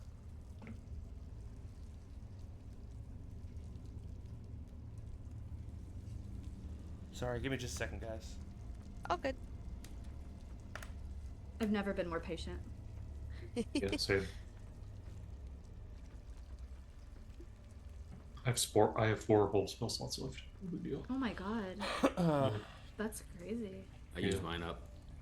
Well, Yeah, actually, I'm just gonna. Yeah, that's the end of his turn. Your Sorry, character Eovald, creation. you're up, buddy. Sybil's on deck ish. All right, I'm going to attack this creature, low one in front of me. All right, attack him at. Nope, just regular attack. Just regular attack. For some reason, Stack 'em. I saw the 3 tokens in a row, and I was like, oh, advantage. 13 to hit. 13 hits. These guys are easy to hit. Okay, I'm going to use menacing attack again. Okay. That is a 16 plus 3, 19 on Okay, the die. so succeeds, but does take 7 slashing total. Okay. Yeah, these guys are a lot weaker than the other ones. So that's 7 slashing. You cut a big gash into the side of this creature, hurting him. And then are you applying sap as well? I am, yes. Okay. Just kind of happens, I believe. And then I am going to use my bonus action to second wind. I have 1 left. Okay, yeah. So 10 plus 3. I gain 13 HP. Oh, nice. Ooh. Nice Nice. roll on that. So you see Eovald take this slash, and then he puts up his shield. And I like to thank Eovald that you just take in a deep breath, in through the nose, out through the mouth, and just kind of like almost, almost Henry Cavill, Mission Impossible, like charge your arms and like, Yes, you're like, yes. get ready. That's the end of Eovald's turn. Luce. I was frozen for hundreds of years My favorite. until these workers found me and the tablet. And now The tablet, we say. are bringing Nearloss's entity back as soon as we have enough bodies for the ritual. That's the end of his turn. Sybil, you're up. Aw, cute.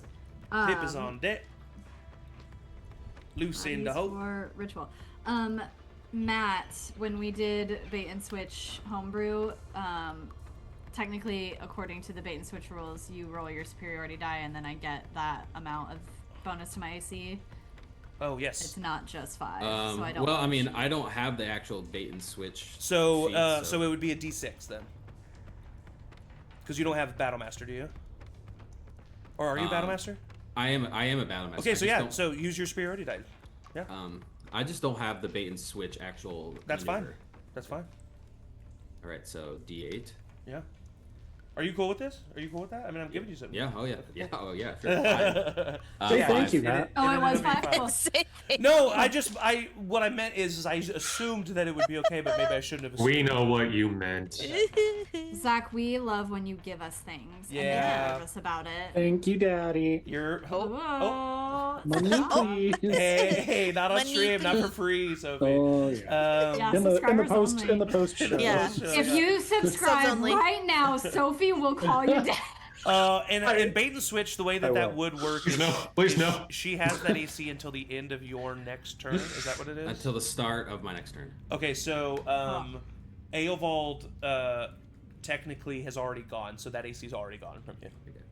Yep, that makes sense. Wait, he gave it to me on his turn though. No, so he don't gave I it get to you on until he gave it his- to you on a reaction. Oh. Yeah. So that's part of the like benefit / not benefit of it. It is good, but it's not as great as the bait and switch. Well, now I just feel regular. I'm sorry. What are you okay, going that to was regularly fun. do? Regularly, I have now found myself You little normie. little normie over here, in this Go on, kind of Sophie. in between, in between. Fuck. I'm trying to Shut up, Jesse. focus. I'm in battle. I will see, can I say that where I am now, I can see far enough in to see Pip. Is it Pip still under the table? I would say you cannot see her from there. If you're going to want to see Pip, you're going to have to go to here or here. You're going to have to actually step Okay, into the I'm gonna step in then because I do Okay. know that Pip disappeared and I can only imagine she's in there. Of course. Um, But then yeah, and- as soon as you bloody step in, and crawling. As soon as you Yeah. see, as soon as you, and I won't actually make you like have to use half your movement to get up. It's for narrative that you're crawling. Love But yeah, you turn to your left and you see Pipplin crawling and bloodied. She has a huge Yeah. wound on her back. Yeah, I want to run to her, Yeah. and as calmly as possible to not cause her panic because my mother has taught me how to heal people. I would like to go to her and like grab her hands and try to pull her up, and in doing so cast Cure Wounds. Okay.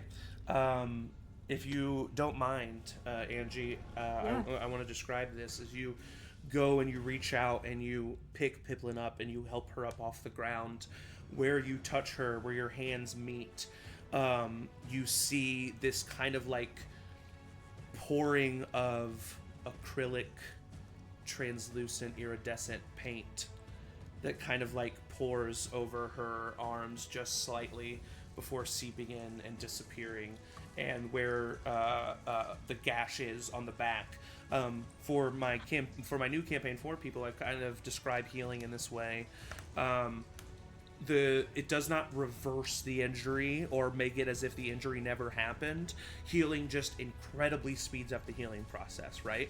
So this huge gash that you have on your back, it immediately starts to look like it's a scar that you've had for a couple of weeks. So like the wound closes up.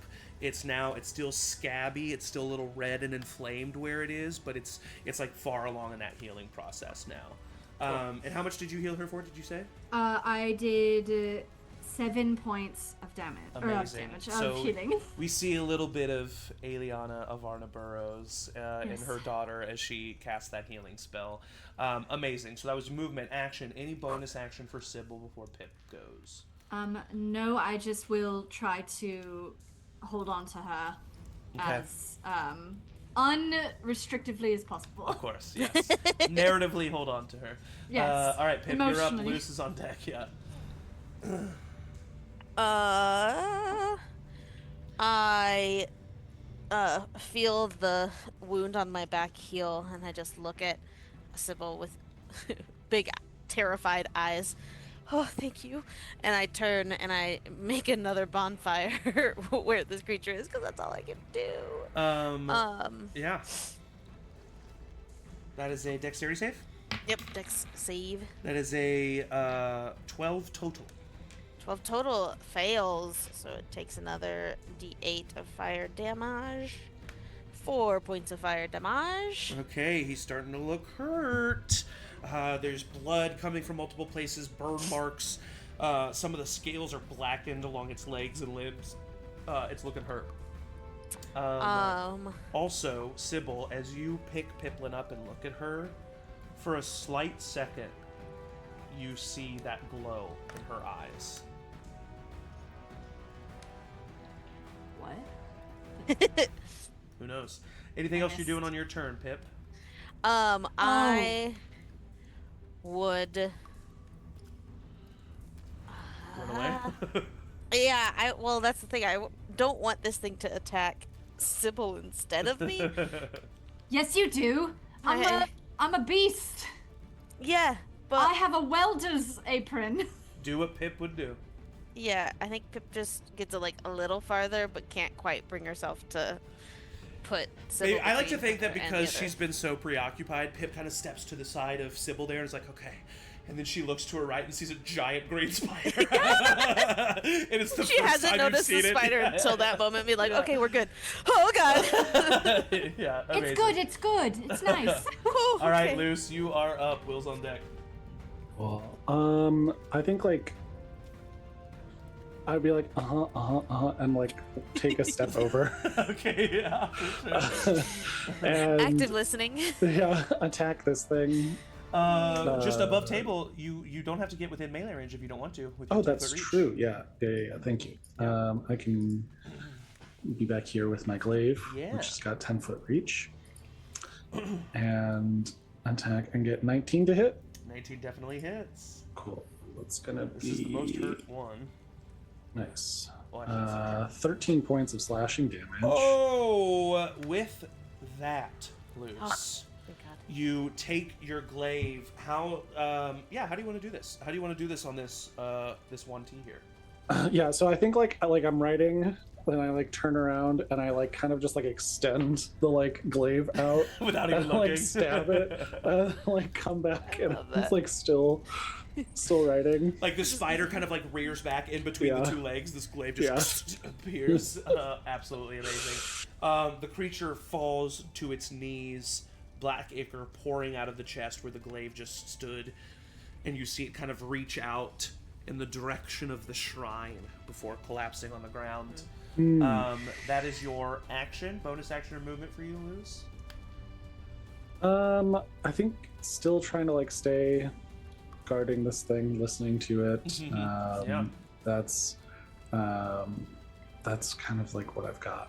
Okay, all right. I think Will, what are In you this doing? moment, that's what I'm doing. Okay, Hey. perfect. Sorry, I didn't mean to interrupt you. No, you're good.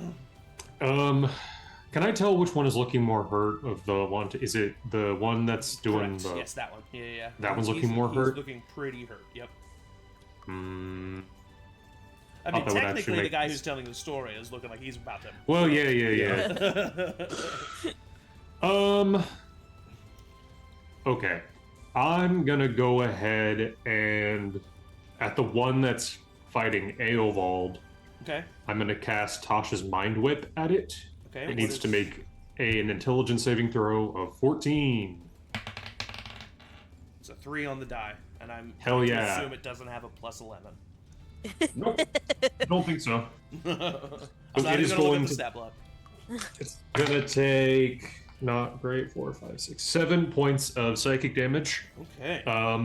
And more. And so on a failed save, target takes 3d6 psychic damage and can't take a reaction until the end of its next turn. Moreover, on its next turn, it must choose whether it gets a move, an action, or a bonus action. It only gets one of the 3. Okay, dope, Nice. amazing. So you see, as you're fighting this creature, you see a flash of just arcane energy go over its eyes, and all of a sudden it's just kind of moving a little bit slower and seems a little bit confused as you're looking at it. Nice. So that was And- your attack on that guy. And I'm just gonna kind of back out. Hey man, is everything going okay? Yeah, everything's great. And you said that's the one you did that to the one that Eovald's fighting, right? Yes. Okay, just making sure. And all right, so Will comes and checks out on his friend. That's the end of his turn. It is now the low one's turns. The one who's there with you, Eovald, is just going to attack you once. Does it say anything about creatures with a multi-attack? It says Chance? it gets. Oh, on my thing? Yeah, just because it does have a multi-attack, so like, but it says it just gets. It says move and action or a bonus action. So Okay, so technically it will get multi-attack on this. yeah, I think that probably still Does Yeah. have disadvantage on the first one. It does. Just the first one. And I mean, you're also, what, your AC's 20 right now? 18 18. currently. Well, that is a 17 on the die, but it's at disadvantage. That's a 7 total. Okay, so that misses, and then this one is a regular roll. Regular roll. That is a natural 20. So Okay. it's not going to be much still. It's going to be 7 plus 6 max damage. 13 points of slashing what he damage. just did with his. Yeah.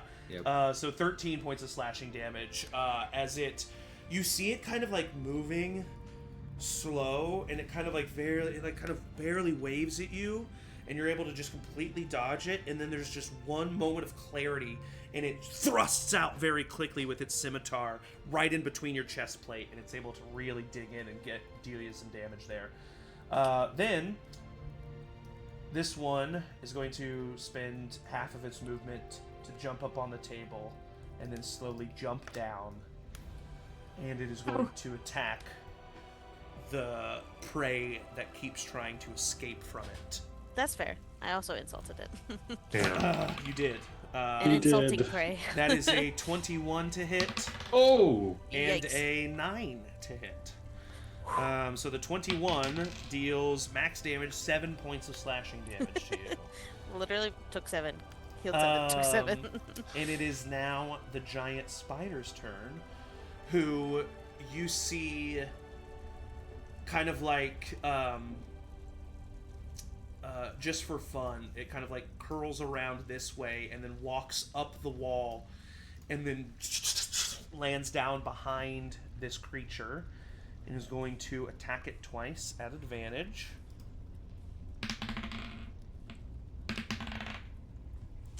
Okay, drop that. The Iron Guard Corporal needs to go too. Ah! Forgot he went He after would my have turn. ran here and he would have attacked, hitting and dealing 3 points of damage again. He's rolled 1 both times. Oh, he's yeah. attacked. But now it's the giant spider who hits. Okay, above table just for fun. This guy has 9 hit points left. This spider has a 1d8 plus 3, Ooh. and then 2d6 poison, but that doesn't matter. So let's see if you can get this 1d8 plus 3. That is a 6 on the die, plus So yes. 3 is 9. Oh. So you Wow. see this spider jump up behind this creature, rear back, and just like the snake did to Eovald earlier, these 2 fangs just penetrate right into the chest of this creature. It hisses in pain before falling down to the ground. That is the end of the giant spider's turn. Eovald, you're up, my friend. Finish him. Finish All him. right, finish I'm gonna him. attack my sword. All right, roll for attack.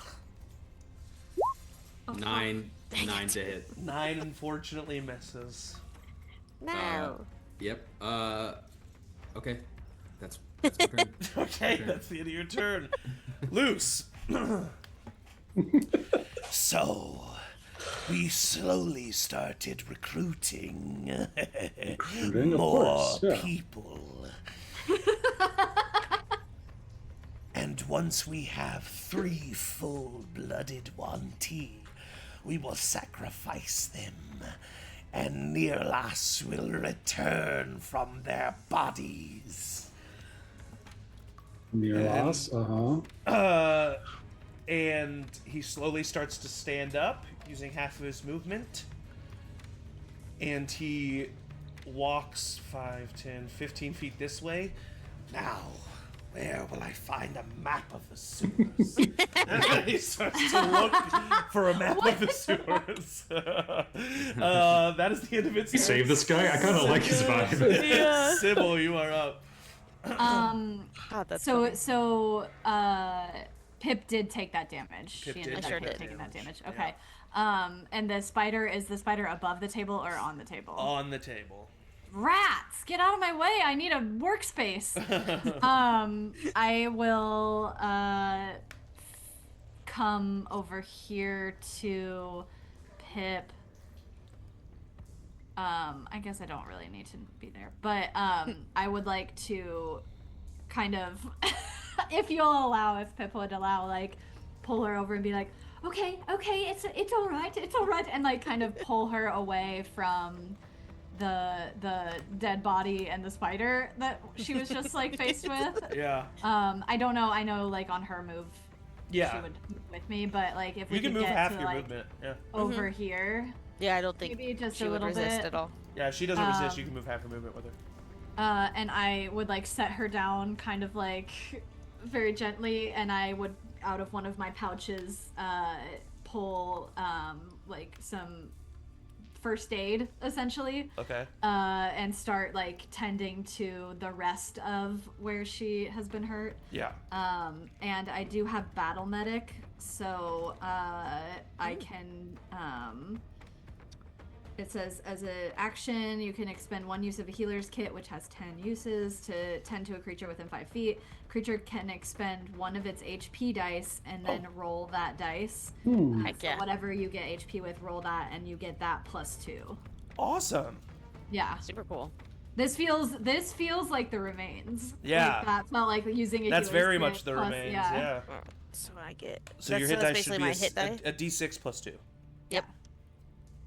Cool. So I get 5 back. I'll mark that as used. And I'll Nice. just like tend to Pip, be like, "Are you all right? Yeah. You did really great. That was wonderful. You just get down, you stop some of the bleeding immediately. Yeah, just kind yeah. of close up some of the wounds amazingly. And honestly, that's perfect timing because Pip, it's your turn. So kind of what's your reaction to that? Yeah, I think finally, like, not having seemingly immediate threat around her, Yeah. she kind of goes full into shock and a little comatose and is like just letting herself be tended to and healed and like sat down on the floor, and Yeah. I think she just uses her turn to Be in shock. Yeah.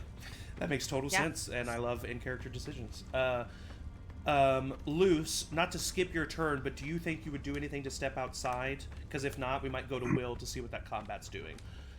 So do you think you would go? No, I think deal I'm with that outside? following. Okay. I'm following this guy Okay, around, yeah, for knowing sure. that like the spell, when the spell ends, he's gonna like revert back to. Yes. Yeah. So I'm just like taking notes and like helping him kind of like look around, maybe. Yeah, like, yeah. When like you're in a friend's apartment and like they're looking for something that you like don't know where they would. So you don't want to, but you don't want to move anything. So don't you're wanna just move kind of anything? looking. Yeah. You know? Yeah. Amazing, absolutely amazing. Yeah. All right, so Will, you are outside with this snake creature still alive. Combat's still happening for you. What do you do? Yeah, just good old mind sliver. So intelligence saving throw on it, please. Okay. You're not good at Intelligence these. saving throw, That's that an shit. 8 on the die, so it's not good. Awesome. It's gonna take 4 points of psychic damage, and Right. then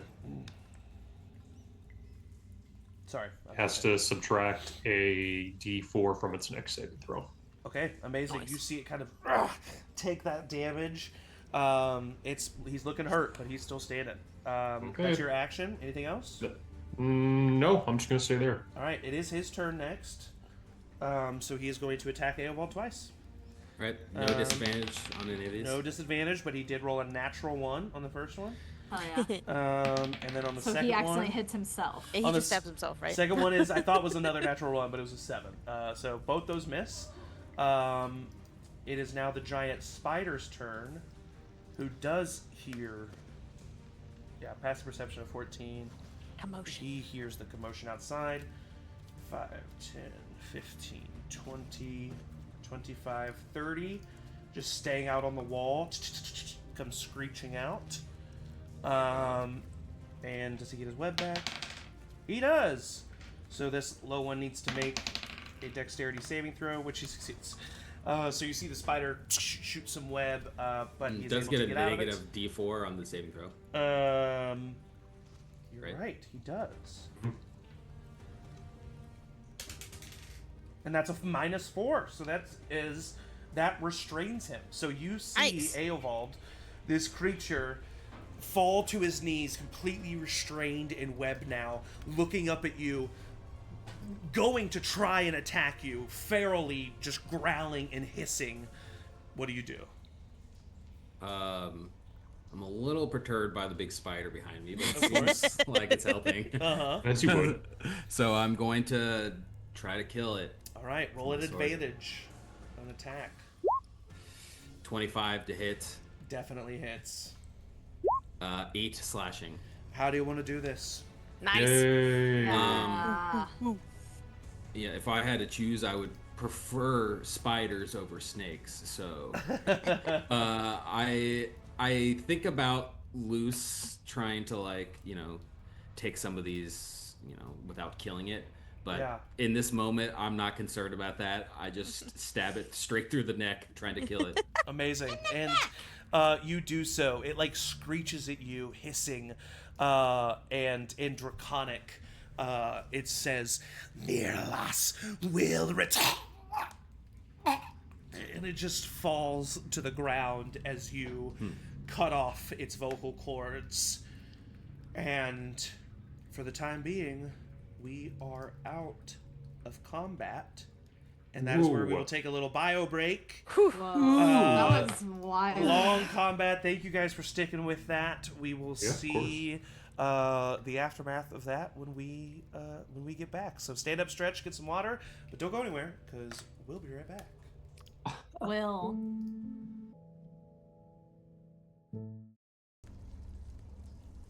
So, time is yours. Combat has subsided. Luce, the Wanti that you are talking to, looks around for a little bit before they eventually just kind of step over here and kneel down in front of the fireplace, and they start, because it is fulfilling the task, they start scratching a map of the sewers. Wow. So they're doing that right now. What do you do? Are you just kind of watching them do that? I'm watching it. I'm like drawing, and I like know that this is the last thing that like fulfills this like requirement, and I know what's going to happen. Yeah. And I like definitely like put myself in between like him and like Pipplin for sure, but Yeah, like pretty much the rest of your party. yeah. Yeah. And I'm kind of like holding an action to just like bash him in the back of the head. Okay, yeah. You see that Corporal Rennie comes up to you, Pipplin, while you're standing there in shock with Sybil. And he kind of limps over, and he looks down. Are you hurt? Are you all right? I think I'm pretty hurt. I feel a little better. But and she like looks at her like blood-soaked little Yeah. knit cardigan. Um, Can I cast Prestidigitation if I see that? If I see her like stressed out about the yeah, blood? yeah. The rips will stay, but the I can the cast blood, mending, I'll, too. yeah. But the blood Good as new. immediately goes away. And yeah, you can definitely take some time to It's cast. alright. If you wanted to take time to start casting mending, you definitely can. No, I think the blood. I'll okay. Sybil's Yeah, but still easily like you can trying get the to be. blood out, yeah. Yeah. Like, oh, see, all better, good as new. You guys, Eovald and Will and Pipplin, kind of over the shoulder of Sybil, this giant spider kind of like slowly comes to the entrance of this tunnel, and you see its form begin to shift. And suddenly, standing before all of you, is a 6.5 is. foot tall orc man. He has short brown, dark brown hair that's kind of pushed back, a short, trimmed somewhat, but there's a little bit of overgrowth, chin, sideburn, beard, with two small white tusks that peer out from his lower jaw. He's got deep green skin. He wears hide and leather armor. And on his back is a 5.5 foot long handle, long black pole with a double-bladed axe on its edge, silver, with a crescent moon carved into the axe. And that's sheathed on his back. And his form kind of comes up, and like the spider like raised 2 legs as its form started to shift, and that kind of shifts into him holding up his hands. And he begins to speak. I don't mean any problems. I'm here to help. I'm looking for you.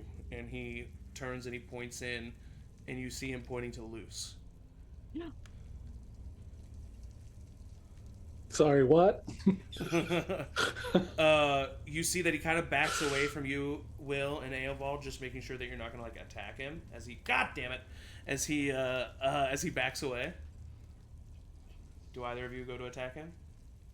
No, but I do have my sword and shield out, and I'm gonna like just walk alongside. Just of course. I do my best intimidating magic hands. Okay, yeah, you're like you're Scarlet Witching it.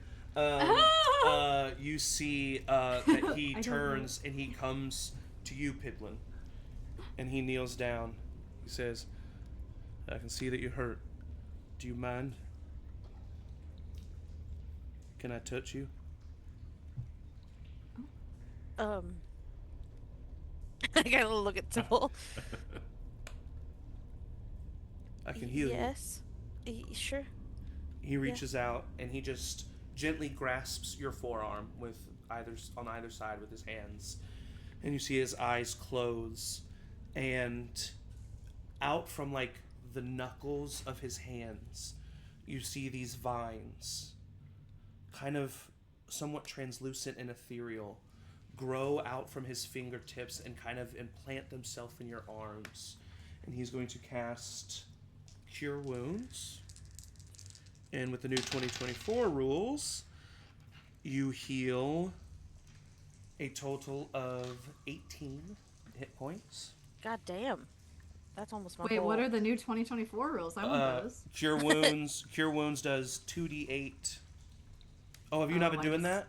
I just rolled low. Oh yeah, but it's 2d8 Yeah, and it's it's 2d8 and it goes by up two, by 2d8, yeah. which is Wow. makes healing much more effective. Cure Wounds was a bit of a bitch of a spell because one attack and it's back down to whatever it was.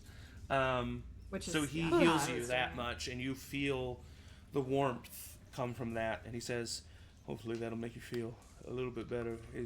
Are you hurt?" And he looks to you, Sybil. I'm fine. I Alright. took a little damage, but nothing I can't fix. Okay. He looks over. You. He looks over to you, Luce, and kind of. Do you say that? Who are you? I think like As he's standing up and walking I away. start to say, he starts to walk away, and I'm like, oh. Yeah. Like it's swallowed up. Yeah. He goes over to you, Luce, as you kind of have your glaive just like resting on your forearm, pointed down at this one T. It's scratching away. He says, "Are you hurt?" No. I actually didn't take any hits during the fight. Is your Hold name on, I just Luce? paying attention to. Truly, it's so distracting. Just he's almost done. I can tell. And as a matter of fact, you see, and I'm not even going to make you roll for it. You see that the map of the sewers that he creates is where you've been in the sewers. It seems that this creature does not know much about the sewers. It's actually He just woke up. It's actually less detailed than what you've seen. You've gone to more places than what it's gone to. But you see it finish its map, and you see its head slowly start to rise, and it slowly starts to spin towards you, but you've been holding an action. Yeah. So you're like, hold. Ah! And I do like I'm hitting him with like the Non-lethal? blunt, like non-lethal as much as I can.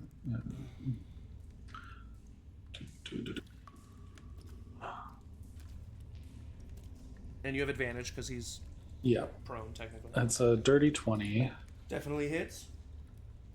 and that is gonna be 10 points of non-lethal damage. He had 6. So you Yeah. you feel the spell fade. You feel that connection no longer. You see his form start to rise. You bash him with the blunt end, and it falls to the ground unconscious. And I say, thank you very much. All right. Hello. He kind of like looks a little surprised. Yeah. All right. Who are you?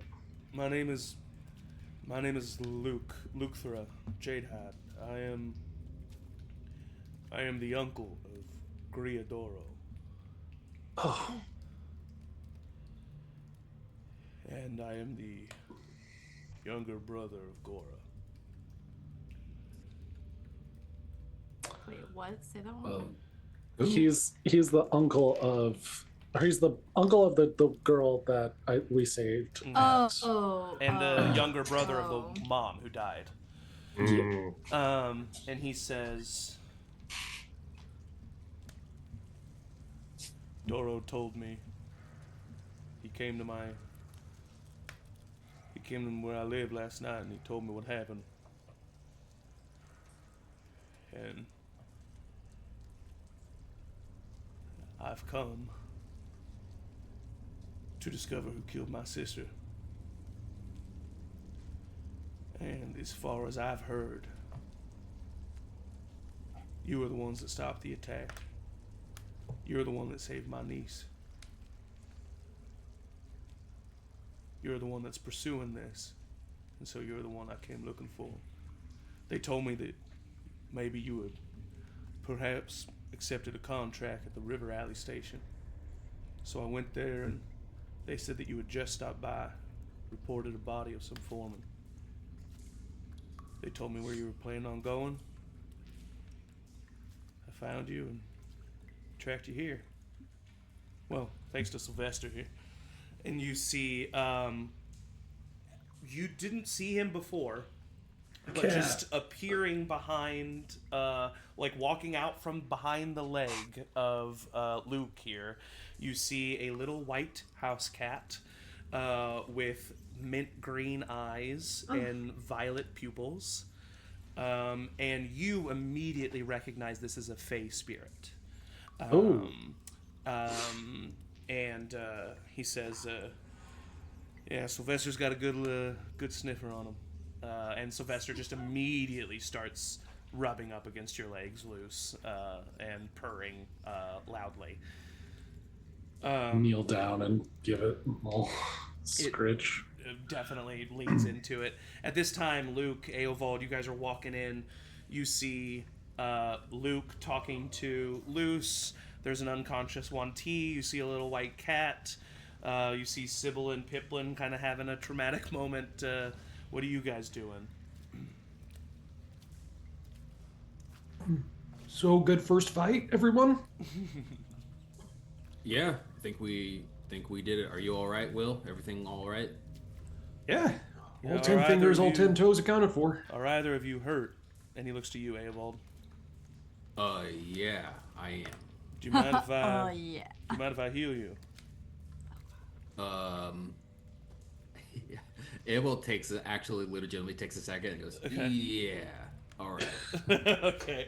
He steps up and he touches you, and just like with Pipplin, you see these somewhat ethereal, translucent vines extend from his fingers, dig in through your armor, and he is going to heal you for 8 plus 4 is 12 hit points of damage.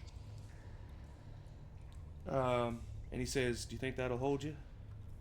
Yeah, that's good. As long as we, take a breather here in a few minutes. What have you all stumbled upon? Snakes? Yeah. Seems like. We were trying to find some workers disappeared. I think it might have been, and I point to the bodies. And actually, as you say that, Sybil, you look over and you see Corporal Rennie is currently holding the body of one of the low ones. You can tell is a Wanti and a mutated snake person, but clearly used to be an orc woman. And like the two bottom tusks that she had extended into snake-like fangs. Whoa. And he is currently just kind of standing over her body, holding it, and not really saying much. We were trying to find anything about their disappearances, and it seems as though we have. Yeah, I guess so. I didn't even know the old sewer system still existed.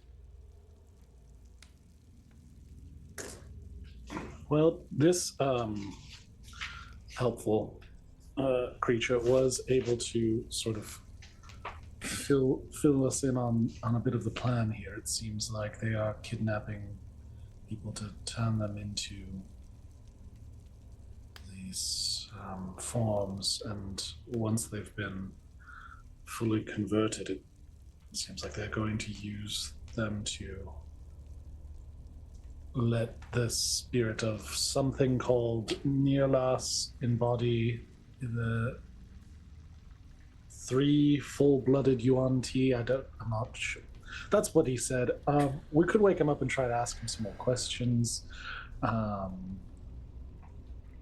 know the name Nirlas. It's also written over on the shrine. You see that What? that They have. shrine is still there, and that tablet is still slightly glowing, although now it's pulsing. He did mention a You can read tablet. that? Yes, Draconic is one of the languages I studied in school.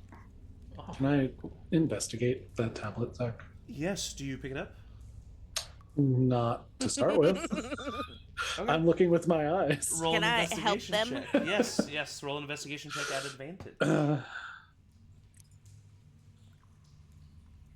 That's a 21. 21. Investigation check. This is what I'll say. One, you don't read Draconic, right? No. Luce? Okay. So you don't know what it says. It is clearly in Draconic because Pipplin is helping you and using the help action. She can help you translate what it says. And basically, without getting too into the weeds of it, it tells the story of Nirlas. Nirlas was an entity that was created by Shadmar to assist her in the God War, which happened, over a millennia ago. That's what caused the Dusk Age to become the Dawn Age. So this is a very ancient entity. Nirlas became greedy and wanted more and started misbehaving and not following Shadmar's rule and guide, because even though she's the goddess of death, she's not a cruel god. And in doing so, she banished it to the abyssal plane. Now, it doesn't necessarily say how this tablet is here or how it exists, but it does say that it is a tablet of the cult of Nirlas, and that I will say with a 21, when you go to reach towards it, not even to touch it, just to kind of focus your imagery on it, you see that where you go to touch it, the glow of it kind of like, those orb lamps where you touch and the electricity comes to it, the glow kind of does that and goes to where your hand is about to touch it, and you see some arcanic runes on here.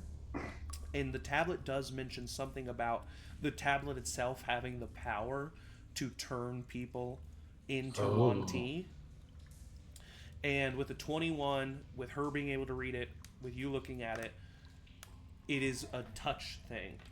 And the first person to touch this tablet becomes infected by this curse of the Yuan-Ti. But I didn't touch it.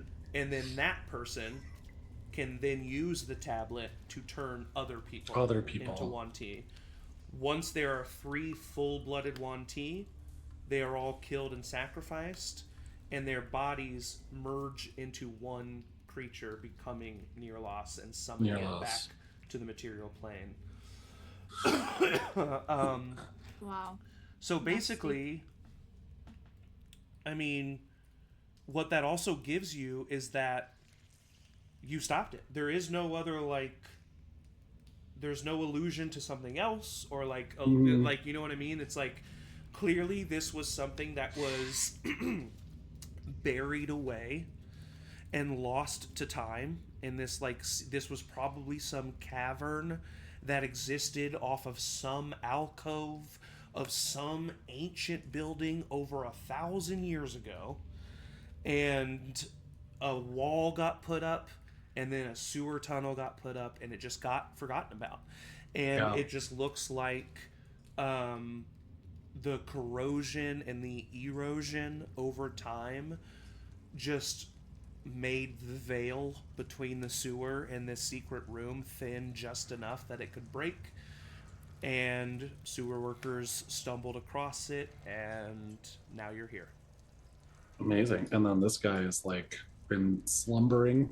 Yes, it seems, that nest that you see over there with those skeletons, those are ancient skeletons. And it looks like this creature has just been dormant for thousands of years. It seems that the gift of this, the curse of this tablet, is also the gift of not being able to end your natural life. Spooky. Yeah. And we can assume, I know they're on roll 20, the Wanti is that full snake-headed person, and the other two were, like, on their way to that transformation. I'm going to say because of your successful history check earlier, because it was a 24, right? That history check? Actually, no. Full Wanti is basically what you saw from that guy, except the lower half of their body is a thick cord of snake. So they have the upper body of a humanoid, and it looks very similar to that other Wanti, but they have a full lower body tail, and they're a little bit bigger too.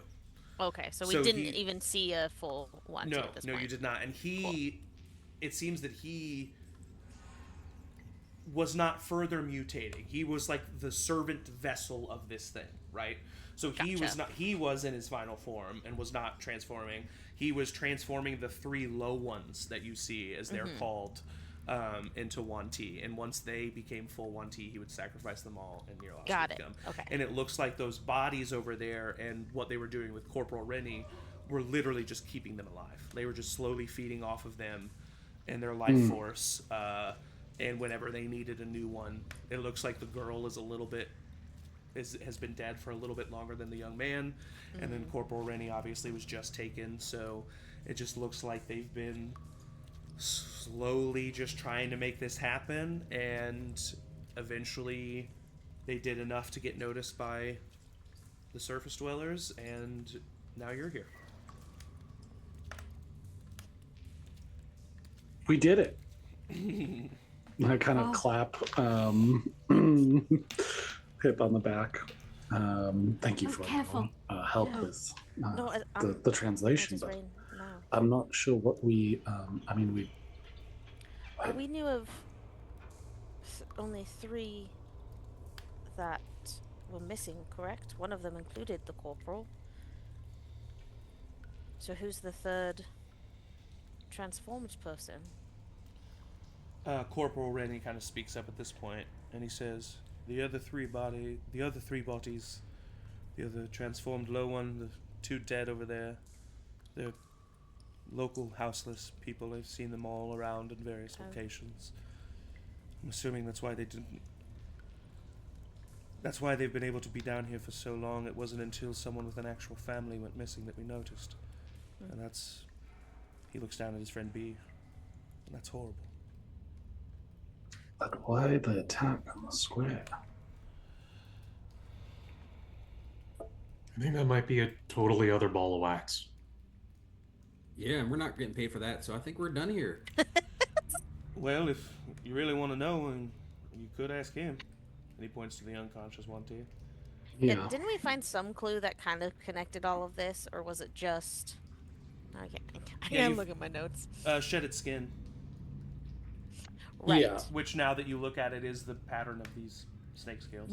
Didn't we find the shedded skin though In that office, but the that foreman's was, office. So we're assuming that the guy was murdered, the foreman was murdered by the 1T, Yeah.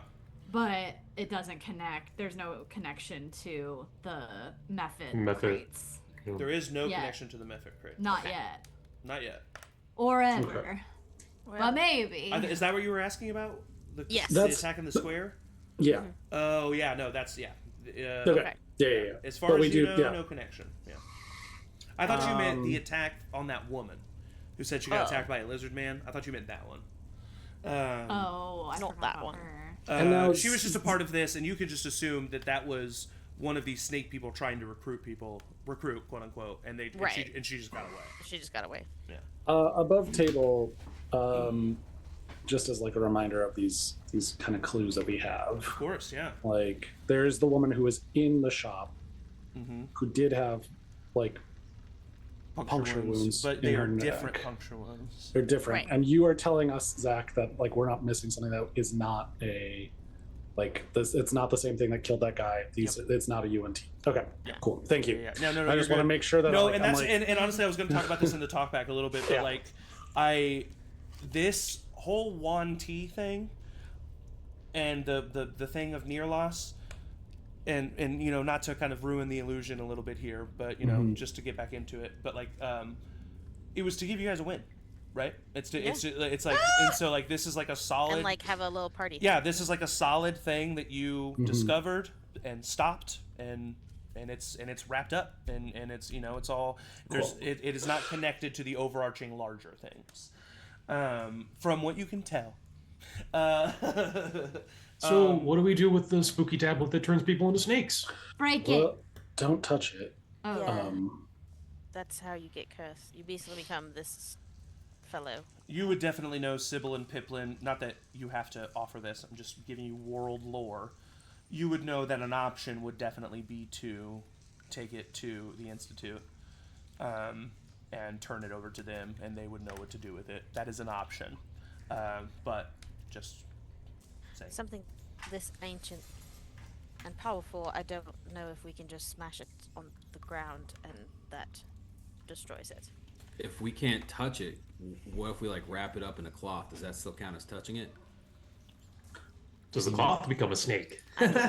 It's a joke. I don't really think that. I have. That was a good one. That was funny.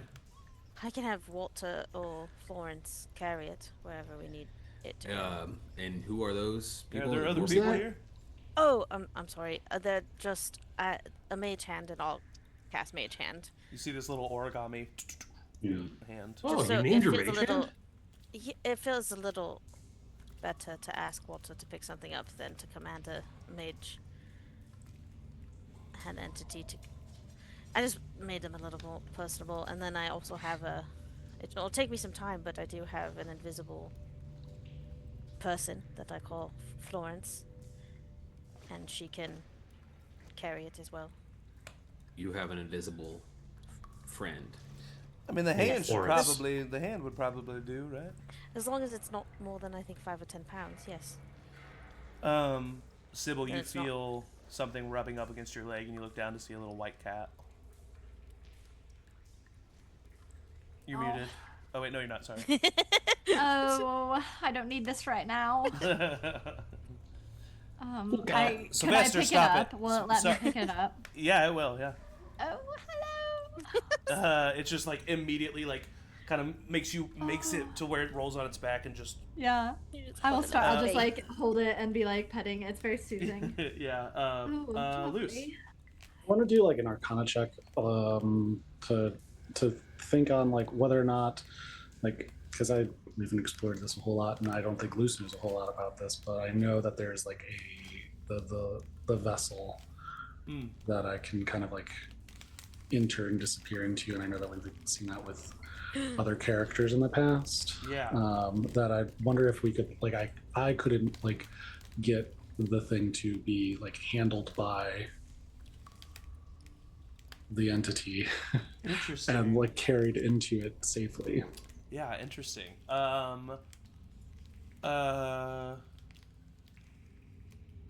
Yeah, that's interesting. Well, go ahead and roll. Yeah, go ahead and roll an Arcana check. Yeah, I rolled a 16. 16. This is what I'll say.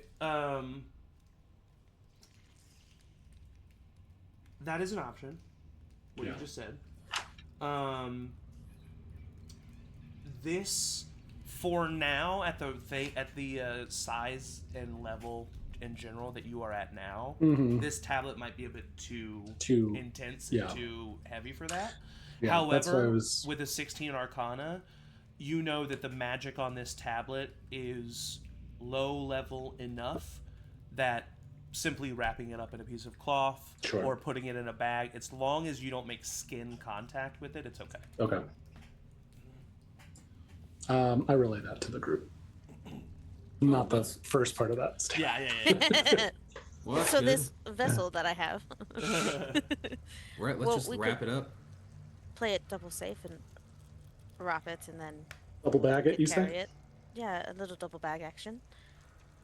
Hey, maybe we can don't get know some if kind it's of necessary. better reward from this. I do think we need to deal with this cursed servant of this entity that you've just knocked out. Yeah, I think we should just kill it. No, he loves it. First of all, I think one, there's more information to glean from this thing, and also I think that to back all of this story up, yes, we are all here and can attest to that, but to back any claim of what we found here, having representative of that, and also to give this creature its due day in court. There are rules for a reason. Justice. Okay, that's a great point. I have another point. I don't think that thing is going to really want to stand trial. Who wants? And we also do have the corporal that we've just rescued really well. Hi, corporal. We are an aspiring adventuring group, and we have saved you. Yes, if you I'm could please sh- give us a recommendation to I'm sure the whoever corporal- can further provide jobs, that'd be great. I'm sure the corporal is in the business of murdering unconscious creatures. Yes, I agree with the and Luke comes over and says, "Oh, sorry, I didn't even see you there, my friend." He's gonna heal the corporal a little bit. Love how you could just heal you so many spell slots. Actually, that was his last level 1 spell slot. Level 4? It's like level, Level 4. one, level What? one, level one. He has 4 level 1s, and that was the last one. What a guy. The corporal says, "Oh, thank you. I think that we should restrain this creature, tie it up, even put something around that maw, some muzzle, and then we need to take it to Sergeant Haldor. The tablet, she would know what to do with it. Who's she? Sorry, pronoun Sergeant game. Haldor. Sergeant Haldor. Oh, yes. I can wrap up, have Walter wrap the tablet. If you guys restrain. I say you guys, just as someone that knows how to tie knots really well. Yeah, that'd be me. And Luke walks over, and you see immediately, he just, I won't even make you roll. Clearly, Luke has spent some time at some point in his life on a farm. And he just immediately takes up the legs, hog ties this guy. Just God. immediately like hog ties him, gets a rope around his muzzle, and then you see him even like create this loop that he like lifts him up and puts him around his back. Oh, a little backpack. I got him. Wow. That was impressive. Everyone stay away from its mouth spitting area. Yeah, don't worry, I got that tied up pretty shut. If it spits anywhere, it's going to be inside its own mouth. Oh. That was. Well, Isn't that just swallowing? Yeah. something I about I think I him read a catch book that. about this once. I imagine that some kind of parchment or paper or something that Pip has can be used to wrap up the book or the tablet. Yeah, easily enough. You could also there's clothing that can be Ooh. torn. There's Mhm. blankets Oh, that can are I do something? Oh, that's true. I'll probably just wrapping take like over there. bedding from Yeah. the little. I could use my Tinkerer's magic and conjure a little basket or a little bucket. Would that be Or a helpful? bag. Oh, bag's not on the list. Well, Only oh, bucket or sack! basket. A sack! Okay. A sack! I mean, I can- think you have a sack. You know, you guys Yeah, got there's probably- backpacks and stuff. Yeah. Yeah, but I don't want to put it in with all my things. True. It might make them snakes. That's What? true. Yes. I think we don't have to put it in anything if it's just wrapped in this blanket and Walter's Oh. carrying it. Then that's I- should be. Okay. I want to lean over to Eovald and be like, what's the etiquette around looting these bodies? I think we just go for it. That's my opinion. Okay. I think like we think definitely just- want to check them for like identification purposes anyway. So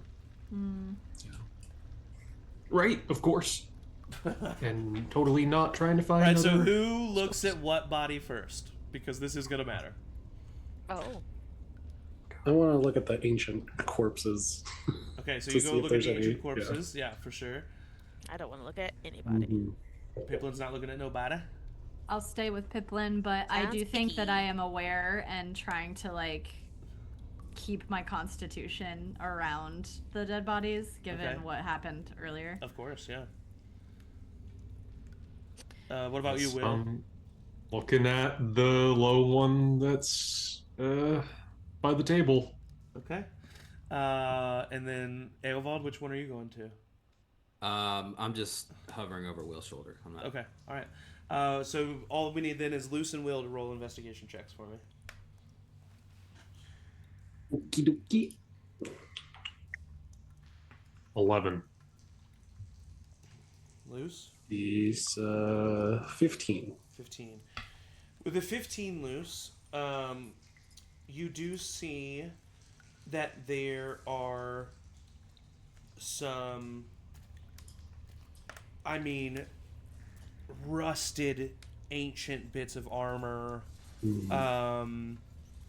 Some things that are just like, a lot of things that are, you touch them and they're going to dissolve, right? But there are a couple of things that you find.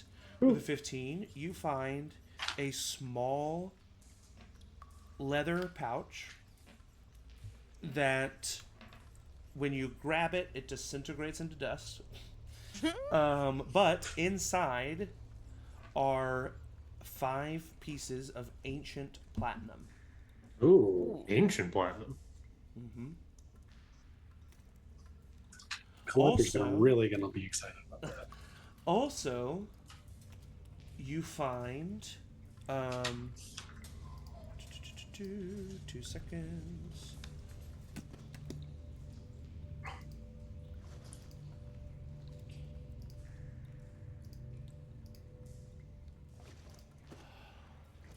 Ooh. Oh. Ooh.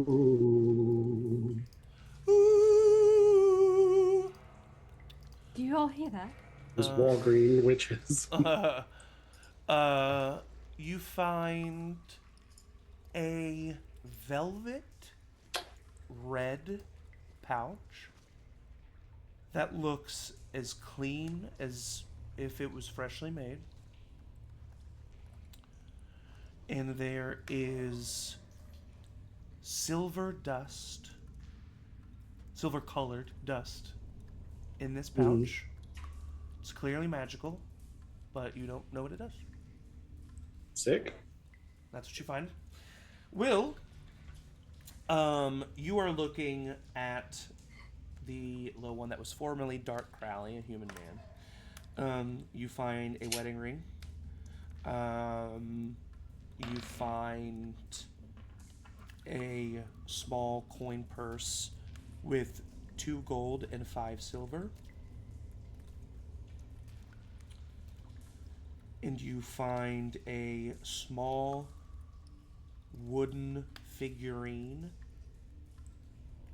of a knight. And because I don't think anybody else is looking at any bodies, I'm assuming you move to the other bodies. Yes. I will hold up the little. Hey, well, look, it's you. Stab. The one that is outside was the former houseless person, and you don't find anything on them. The other one is the Orc Bee, and I will say, just tell me if this affects anything you do. No one stops you or anything, but when you go over to her, Corporal Rennie is looking at you and watching you. I'm gonna leave her. I'm gonna leave her alone. Okay, yeah. He doesn't go towards you or anything, but you notice that he's looking at you when you start to approach her. So you leave her alone. So that's what we find in here, and yeah. Cool. I just want to double we don't have to go through what they have or what anything. I just want to I try to ID the workers over here. Yeah. The Well, corpses those aren't the one at the south there. That's the Corporal Rennie. So he stood up, and then the other two, they are as Corporal Rennie said, they were two formerly houseless person. You do not find anything on them. Okay. But he did say that they were locals. He did say that they were locals, and he recognized them. So he will be able to. Then know. he'll be able to. Yeah. Perfect. And then he obviously knows who pretty much everybody here is, because he seems to be local in River Alley. So you all gather up all that information. You wrap up the tablet, and Luke kind of looks at all of you and says, "By the way, I don't know if everybody heard, but my name is Luke. I am the uncle of a young girl that Luce here saved at the bazaar. I heard that all of you were there as well, and I just wanted to say thanks." You're welcome. I also knew Elle. Our family's good friends with the Venter family, and she was a good kid. And if you all wouldn't mind, on behalf of my sister and on behalf of Kai Venter, I would like to join you and work with you to figure out what happened to both of them.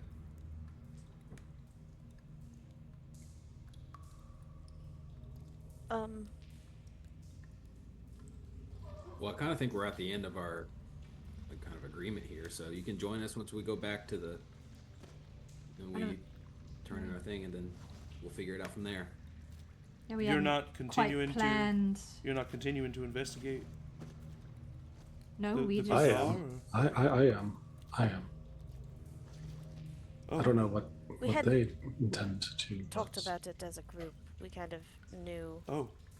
this was a group thing, and we would evaluate everything. I guess I apologize for assuming. Will, what are No. you thinking? Perhaps we do though discuss this later. And Yeah. sewer with a body and a curse tablet that we need to return. Corporal Rennie says, "Yes, please. We need to report back, and we can leave the bodies here. We'll send people for them." Okay, let's just get out of the sewers first. All right.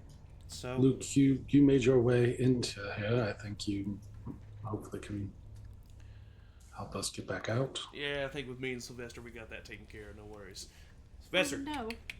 and No. he just hops down from your arms, I hate the feeling. he just starts cats waddling his way down the walkway, and Oh my god, he's got a little switchy butt. and Luke starts to follow him. And for the sake of brevity, you all eventually find yourselves back out into the city and away from the sewer.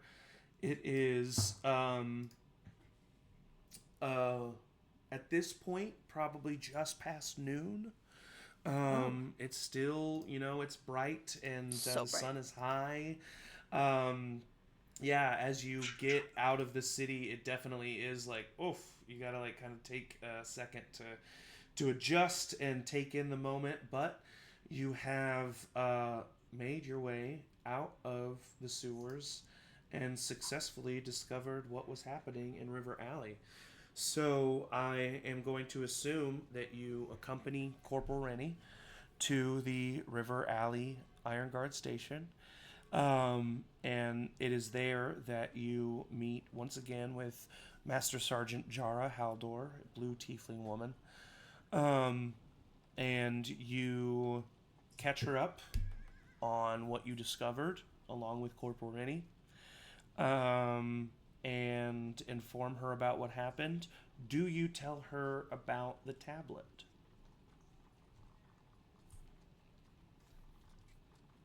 Yes, I yeah. would. Okay. Walter's She just yeah, she directs you into her office where she puts the tablet in a safe and says that she will contact someone from the committee of, I forget what it's called, but the Arcane Committee, to send someone to investigate and handle this. She will take the prisoner that you have brought her and put them in a cell, keeping them restrained. And she will then bring you all back out to the main room. And she says, I want to thank all of you for discovering what was happening.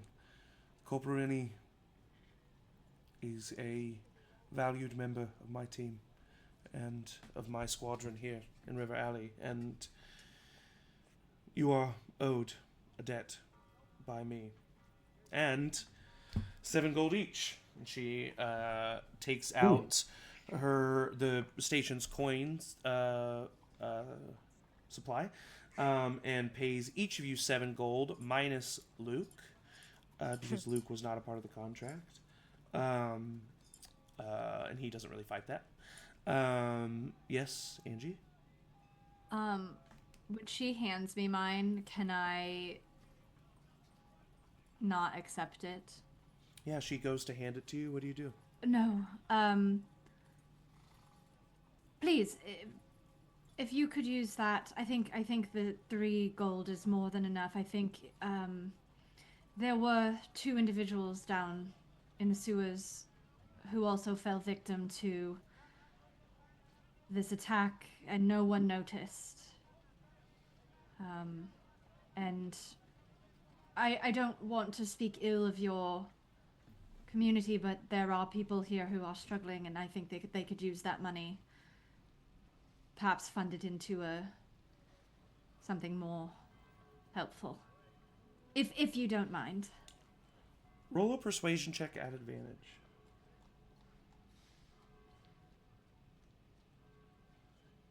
Oh, I got 2 14s plus 4, so 18.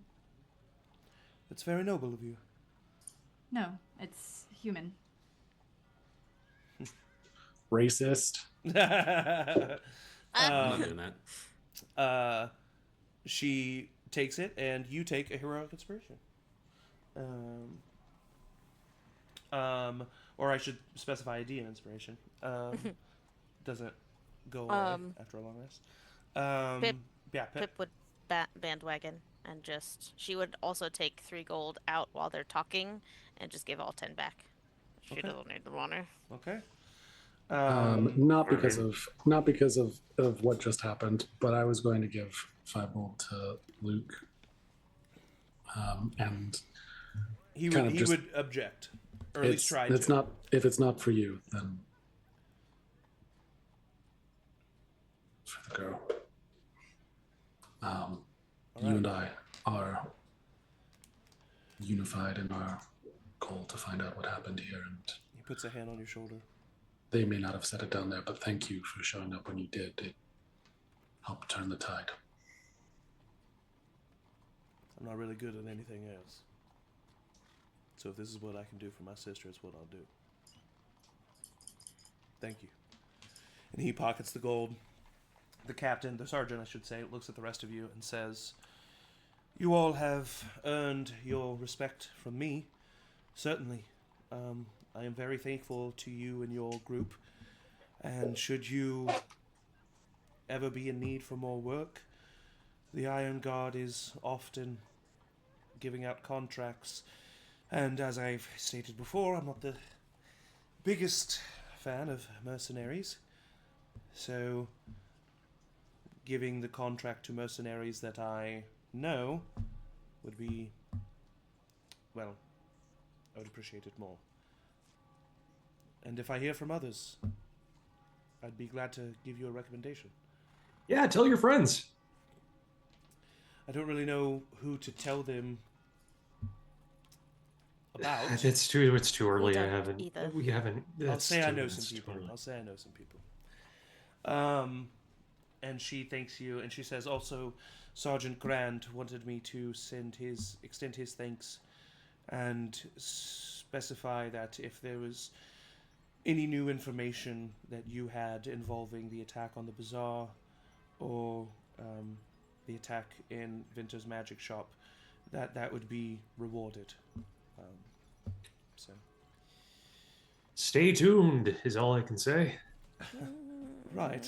It was a pleasure to meet all of you. I have quite a bit of business to get to that you have given me. So thank you once again. Good luck. Thank you. And she just leaves you to your own devices. And time is Back. yours. You are back out in the city. And your first contract is complete.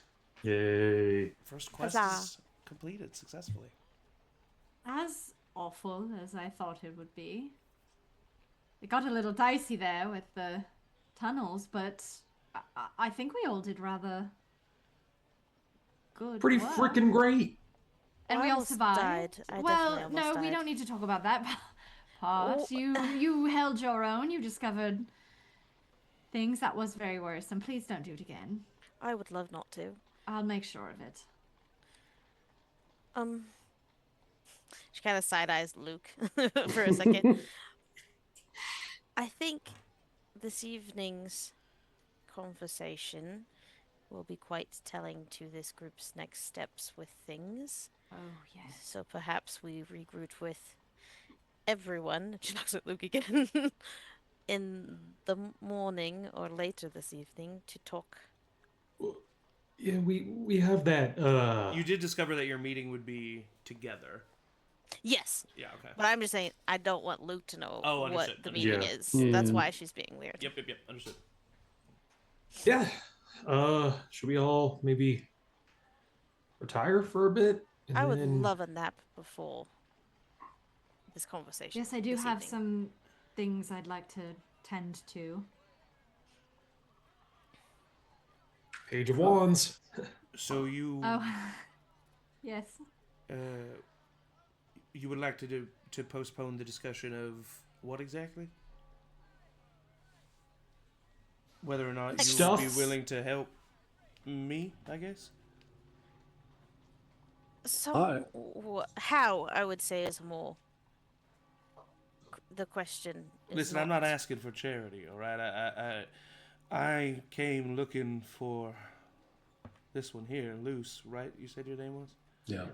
I came here looking for Luce because I was told that Luce saved my niece and avenged the death of my older sister and was looking into the death of a good friend of mine. And so I came looking to assist the person who was doing that.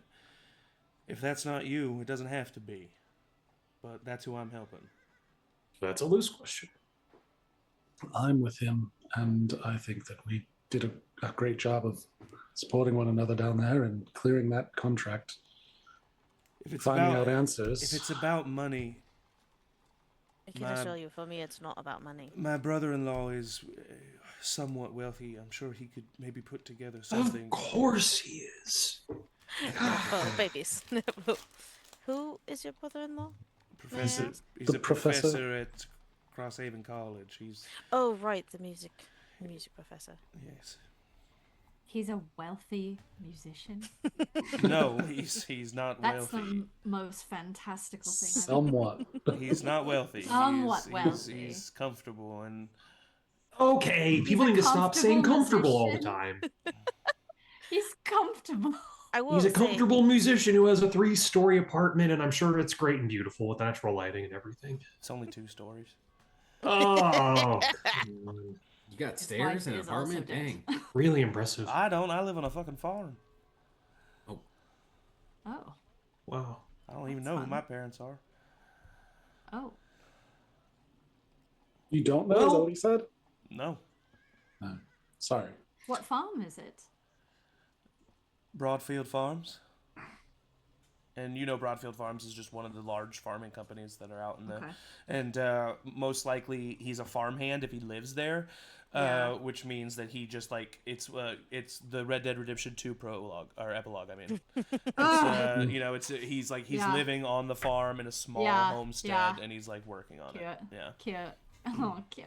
It's a little John Marston. Yeah. I feel I'm being the most cagey about this discussion because there are things that, as of now, Luke, I don't feel comfortable sharing with you. And Fair enough. that's Listen, like just... I said, I'm not asking for charity. I want to find out why my sister died and who killed that little girl. Insight check. Roll an inside check. No one's questioning him so far. 4. Perhaps This guy we... is incredibly sincere. Yeah. I say to Pip, perhaps we let him. Perhaps we let him join us, and he showed that he was willing to do what it took in the sewers. We might as well, right? He's a part of it all now. I'm not sure there's an us to join. Well, we're all here. Maybe not formally there's an us, but Clearly, you all are a group of people who are Connectively. working together. I mean, you just work together on a contract that you just pay together. What do you mean there's no group? I see 5 people working together for a common goal, using their abilities to assist one another. If that's not a group or a team, I don't know what is. That's what I'm saying. didn't say adventuring party. I say to Pip, and he didn't say adventuring party. A group or a team. We've done that before. Yes, but we all know where that's gonna... Can we agree that we should go back and to our respective places, take a little siesta, Yes. and then reconvene? I'm with Will. Yes. Okay. This has been Lucky great. Tavern? Or Lucky Turn Tavern? Lucky I know. turn. I know the lucky turn. Yeah. What time? I don't think we were given a time. It was dark. It was midnight. I did write Sundown. Let's say I sundown. thought it was sundown. Let's say sundown. If I didn't tell you, I can tell you a time now. I can wreck on that.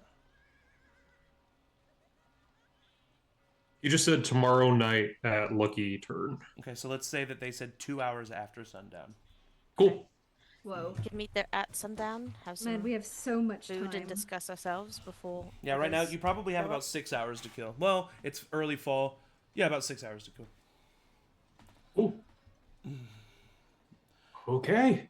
All right, well, I guess I hope to see you all there. Yes. Before we leave, I'll just, okay, good job, everybody. And then I'll minor illusion like a flashy sign that's like, good job, team. Like confetti. Oh, that's fun. Thanks. Yeah. The neon. Yeah. All right. Well, Luke looks to you, Luce, Mhm. and says, Luke and Luce. Looky loose. I appreciate your candor and your willingness to just say yes. It's good to know that even if the rest of them aren't willing to look into this, that I at least have the help of one person who is. No matter what gets decided, I'm with you. All right, I should probably go find some place to wipe the stink off me. So, I'll meet you at the Lucky Turn. Where are you? Are you staying at the Druid's Rest? Yeah, I'm at the Druid's Rest. That's where they said you sent Drea. Nanny Talbot, she's a character. If you wouldn't mind, perhaps I can meet you there and we could go to the Lucky Turn together. Yeah, I'll be there. Show up anytime. All right. I just think that would maybe ease my nerves a little bit. We can have a moment to restore ourselves. Maybe get to know each other a little bit. That'd be nice. Yeah. All right. I'm gonna go find a big puddle, and he just starts to walk away. There's a Planet Fitness down the road. Pip, Sybil, do you planar fitness. Planer Fitness! Oh, That's my pretty God. good. A wellness center. Pip and Sybil, I'm assuming you head back to your place. Yes, very home. Eovald and Much Will, rest. do you head back to Vera's? What do you want to do? Well, I guess it's kind of my question to you, since I'm just kind of with you no matter what. So, what do you want to do? You can have your own decisions about things. You don't need me to tell you everything. Yeah, but I appreciate that. But my decision right now is just follow you, make sure everything's all right. How about we go get a bear claw? I would like that. That would be nice. Nice. You how you feeling about this party here that we got brewing? At the risk of not jinxing it, I feel really positive about it, and I think that fight went so well. I mean, yeah, okay, Pip really got hurt, but that's, first experience learning, and then just from there, we can keep growing and learning, and then as more we get new skills, and I mean, come on, a crazy experienced wizard, that's not going to be an issue for her for that long, so we just have to get past these, early growing steps. I'm talking too fast because I'm getting excited. I'm calming down. I feel good about it. Yeah, all right. Listen, if this is my vote, I wouldn't go near the rest of these people again with a 10-foot pole, but I am employed to you, so whatever you decide is what I'll be taking part in. Why don't you like them? No, they're fine. They're actually pretty nice and everything, but I just don't think they're experienced enough, really, and I think we're going to get ourselves in trouble pretty quickly here. I just want to remind everyone of the last question on the questionnaire that I sent you guys before. He'll the question get that said, no, I know. I'm just kidding. He'll I'm- get there. I fully trust you. I'm just kidding. And it's gonna fuck you up, Zach. Well, fucking I know that we scary. would. Sorry. I personally feel like we wouldn't have survived any of that without Luce's pokey thing, and the web was that paper web was really cool. Still trying to figure out how paper can burn people, but magic. Yeah, all right. All right, well, I trust you. You trust your judgment. We'll kind of figure it out as we go along. You know my stance, and I know your stance, and I'm ready to get some bear claws. Great. Okay. All right, you guys head off to get some bear claws at Sweet Tooth Afternoon Sweets. sugar rush. Sweet Tooth Sweets, of course, being the place where you got your bear claw last time. And we will cut away from there. Sybil and Pip, do you guys stop anywhere before you go home, or you just head straight home? Heading home is my vote, but am willing to be dragged along somewhere. No, Pip just wants to go home and then have a conversation before literally just taking a nap. She just wants to take a nap. Yeah, so you guys make your way through the winding streets of Crosshaven before eventually stepping back inside your apartment. Oh. And wow, what a 12 to 36 hours has it been? My God. Do we get a cat? What? Do we adopt a cat? Now? With a what?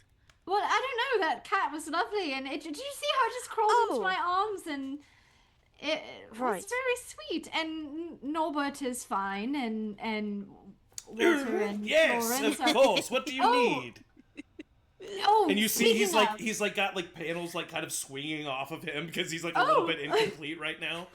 Yes, what do you need? I do need to finish.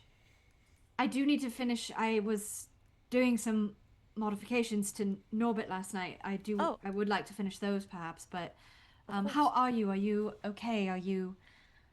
After whatever Luke did, I feel great again. Good. It was Good. quite That was crazy how much he can heal someone. That was wonderful. Honestly. I do. Something strange did happen that I feel I need to share because I'm not entirely sure what it was, but I think I might have healed someone. Oh, The corporal. really? I don't know how though. I don't. And she literally takes out her spell books and starts flipping it. I don't know any healing spell. I've not learned anything about healing besides medicinal. But there's this. I heard a sound. Mm-hmm. It was like a single, almost hop string was struck. Very light, but only one note.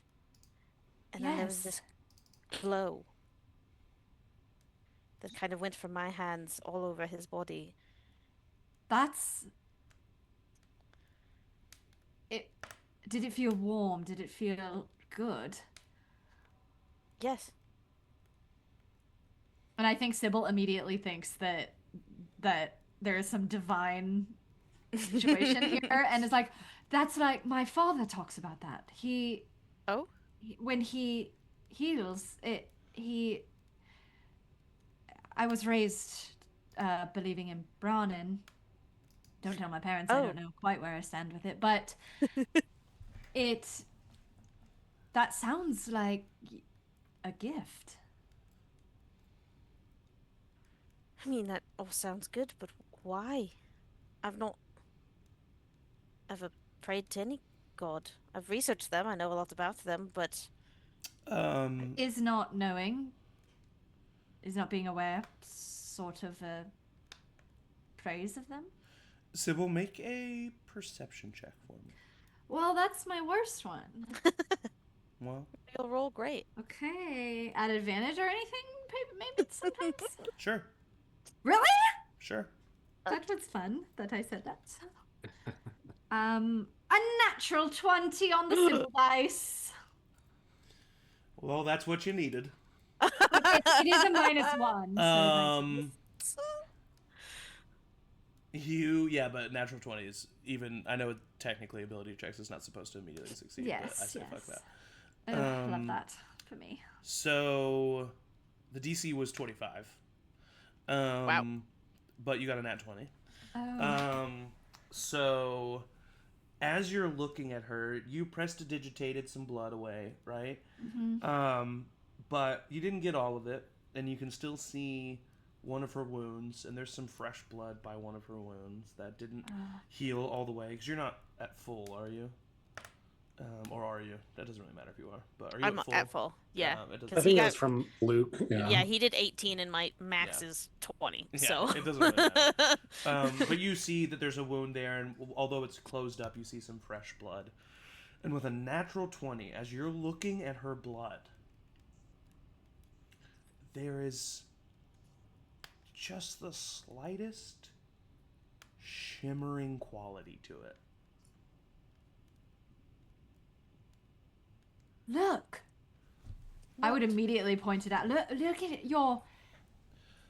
And where would the wound be? Let's just say like her shoulder. I think so gently I pull her shoulder to where she can see it, and I'm like, it's Roll a perception You're check at shining. advantage.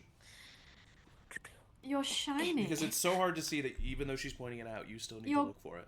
glowing. You're absolutely radiant. I kid you not. Not 20. Okay. This is what I'm going to say.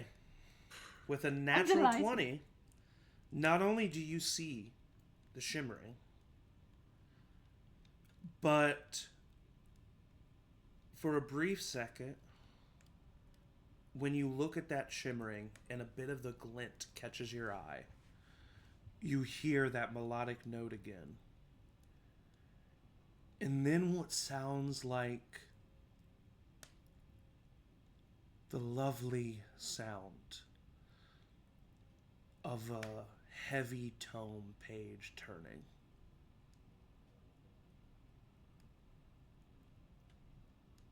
And that's it. Wow. Did your dad have shiny blood as well? I don't think so, but now I don't really recall ever seeing him bleed in any significant way. But I don't think so. Okay. But this could still be... Well, if it's not Brownin, it could be somebody else, and that But could do be. gods change your blood?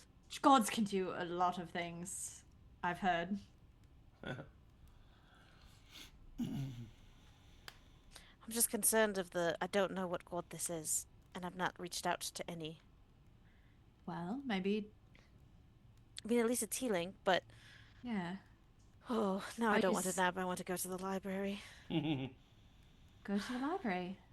I'm going to work here, and I'll be if you come back, and we can go together tonight. Okay. Yeah, I'll be back in a couple hours. Okay, be careful. Of course.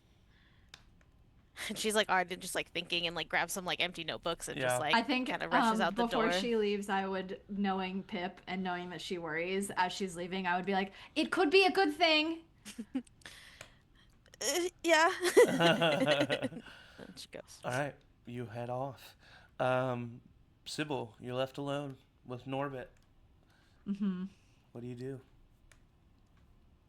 I would like to finish his modifications, but Will did yell Page of Wands at me, and that made me remember that I likely need to do something very important. And so I think I'd sit down on the couch and think about how Pip almost died, and I'm not going to be scared about it in front of her because that would just worry her even more. And the fact that I feel as though we're all creeping towards something that is perhaps very questionable for our mortality. I'll take out my sending stone. Okay. And I will speak into it. And I will say, "Hi, Mum. I'm sorry I haven't called to come round. I am wondering if we could talk. I have some things that I'd like to tell you.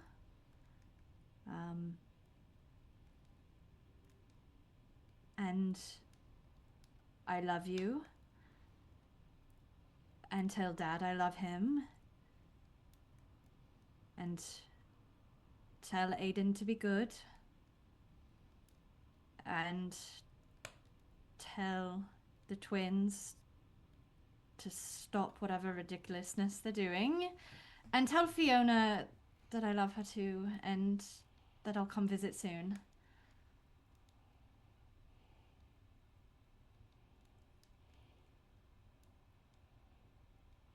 I'll talk to you soon. And yes, I do remember the rabbit. I don't remember what it was called.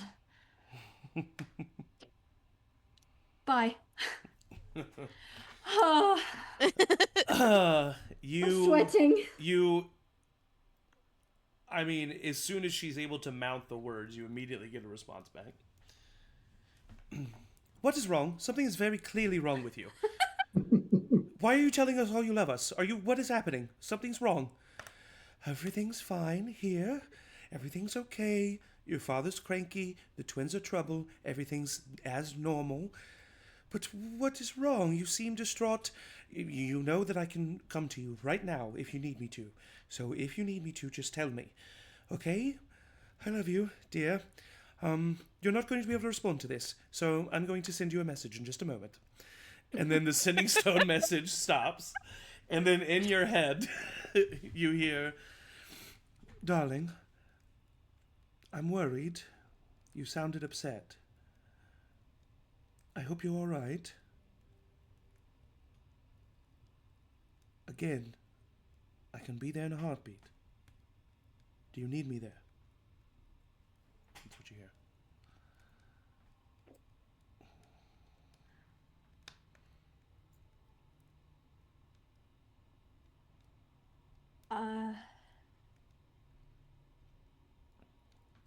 Yes. I'll put on some tea. As you walk to put on tea, you walk past a rug that is in the main foyer of your living room and has been there for a long time. It is a rug that was gifted by your mother. And it is a very intricate woven rug. And although you were never aware of this, as you walk by, the rug in certain locations begins to glow. And it turns out some of the threading within this rug are arcane runes put into a circle, and the energy flashes, and appearing in your apartment is a woman. She looks relatively young for her early 50s age. Just a small, thin line of gray hair that interweaves with her hair, her auburn hair. She is wearing a lengthy, colorful cloak that drapes down her body. She is wearing a flowy kind of jumpsuit attire with a belt around her. And in this belt, sheathed where would probably daggers for a rogue or some paintbrushes of various sizes. And on the other side, some vials of paint of various colors. And lastly, she has a old, tattered red scarf that is around her neck. And she looks at you. Oh, my dear. And we will cut away from that. Good. As we find Luce back at the Druid's Rest Inn. Luce, do you do anything particular at the inn to get ready for the evening? I think remind me what this meeting is. Like, this is with the Night Wardens. Wardens? Yeah. Okay. I would use the loot at some point in time to do an animal friendship spell on one of the creatures. Okay, yeah. Ideally, like a little ferrety thing that I can like be buddies with and keep eyes on things and like report back to me. Yeah. You kind of you get like here at the Druid's Rest Inn. Mm-hmm. Yeah, love that. There's a little just for fun because I think it's cute, like a black furred ferret that you find who is a bit of a troublemaker in the Druid's Rest Inn. and has definitely been the culprit of stealing some of your snacks. Mm. And you kind of catch them mid-steal at one point, and you cast the spell on them. And immediately they start like running up and down you, and like running up and down the loot, and like very clearly become attached to you, but quite quickly. And what is the what do you tell them? I tell them to like I'll give you all the snacks you want. You keep an eye on things down here. I think if there's anything that seems like trouble, you come wake me up. I'm going to take a bit of a rest, and then maybe later on when I take you out, when I go out, I might bring you with me if you're a brave little. You see, like soldier. it like nods its body so much that it looks like it's doing the worm. It's like, you know what I mean? And it kind of like looks at one of the like like nuts that you have that you've been like snacking on. It kind of like looks at it, looks at you, looks at it, looks at you. I like flick it towards it. It grabs it and it runs back up into the tree. Yeah. But before it disappears completely, it looks back at you. And then gives one solemn nod. And then you go to your room and try to find some rest. I think I would intentionally it's like a couple hours of like rest, and then anticipate that Luke's coming through at some point in time, and like be refreshed, but like up and alert enough to like be ready for his arrival. Perfect. Pip, you make your way across to the Starvale Library. I'm assuming. When you do I have an ambient photo for the library? I'm not sure if I do. I'll bring you here. That's kind of I don't know. It's just vibey. Okay, so you walk all the way until you enter the Starvale Library. Upon entering the library, although it has become somewhat mundane to you, mundane's probably too harsh of a word, but you're a little bit more used to it now. You walk into this tall building, and in the main foyer, the centerpiece of the Starvale Library, you see a 100-foot tall, 20-foot wide oak tree that rises from the very center of the library and towers throughout the library itself. The library is more tall than it is wide, and you see the floors of the library surround the tree and spiral up the tree, and as always you also see the spiral staircase that is embedded in the tree itself that you can take to the other floors, as well as kind of vine pulley systems that have been made to lift people up to other floors. Very easy to use. The tree itself, based on some magic from druids, is able to kind of you put your foot in one of the loops of a vine, grab onto the vine, and it just kind of raises you up to whatever floor you want. And much like the druids rest in this library, because this large tree does exist in this library, there is a small ecosystem of small fauna, and so you do see birds kind of just circling the tree up in the sky towards the top. You see a little gray squirrel that has accompanied someone at a table who is deep into a tome of their own, which is definitely not unusual here. As a matter of fact, you have some fluffy little friends that join you sometimes here at the library. But as you enter, you see someone that you definitely recognize as the head librarian, Jorge Hollow. Is it Hollow or Harrow? I just never realized that. It's Harrow, isn't it? I think Hollow. Oh, it's Hollow? No, Okay. is it Harrow? I don't No, know. I think it is Hollow. Jorge Great. Hollow. You see him come up and approach you, and he says, "Oh, Pipplin, you're not supposed to be working today. What are you doing?" No, just here for my own a little of my own research. Oh, goodness, child. You have to not spend every day in the library. You need to go outside, you know.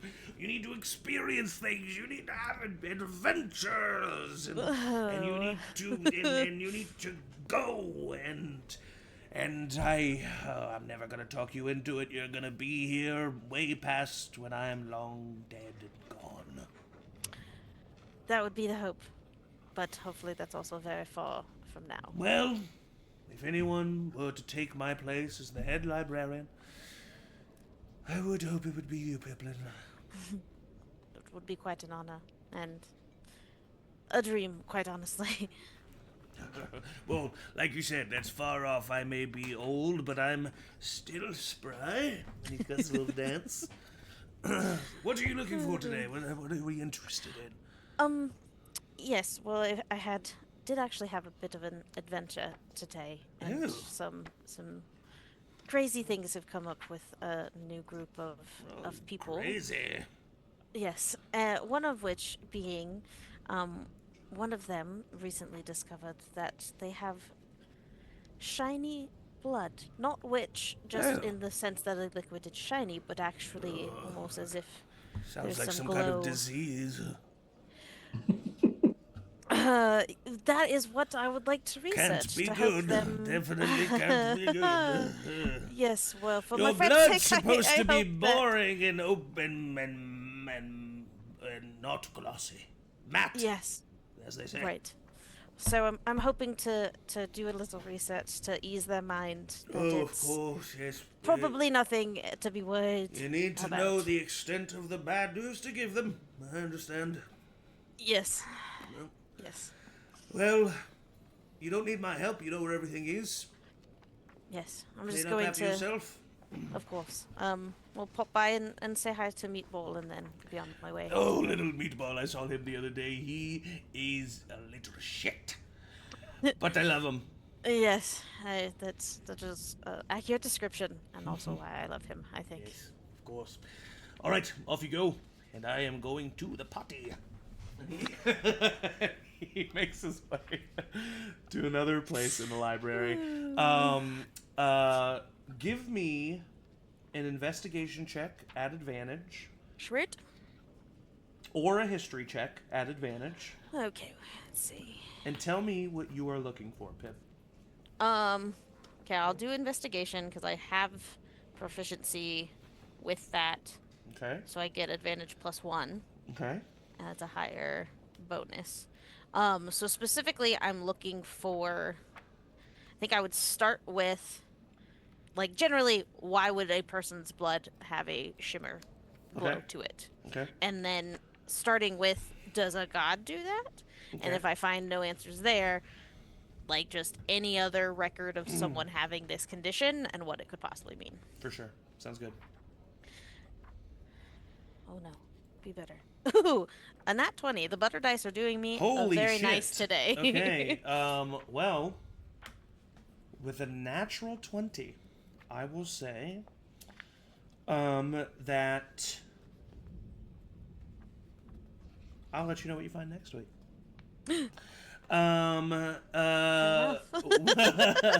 Will and Eovald, the two of you make your way to Sweet Tooth Sweets, and you step inside, and you see that there is that same old woman, Catherine, who you helped at the festival, or at the market, not the festival. And she turns and she sees you, Eovald, and she says, "Oh my goodness, you're okay." Yeah, of course I'm okay. You're okay Oh. as well. Yes, I was able to make it out of there. Yes, I was. That was so. Oh, it was so horrifying what happened last night. Yeah, that was horrible. I'm just glad you're all right. Oh, you. Stop it. Who's Oh, your friend yeah. here? Oh, this is Will. Will Hello. is very powerful. Hello, in Will. fact. Nice to meet you. My name's Catherine. I'm the owner here, Baker, Sweet Tooth Sweets. What can I get you boys today? Well, I think we're kind of in the market for some bear claws. Oh, you've got the itch, don't you? Every time I think about your bear claws, it just makes me think about home, and I just want to get right over here. The door opens, and Will, you see entering a individual in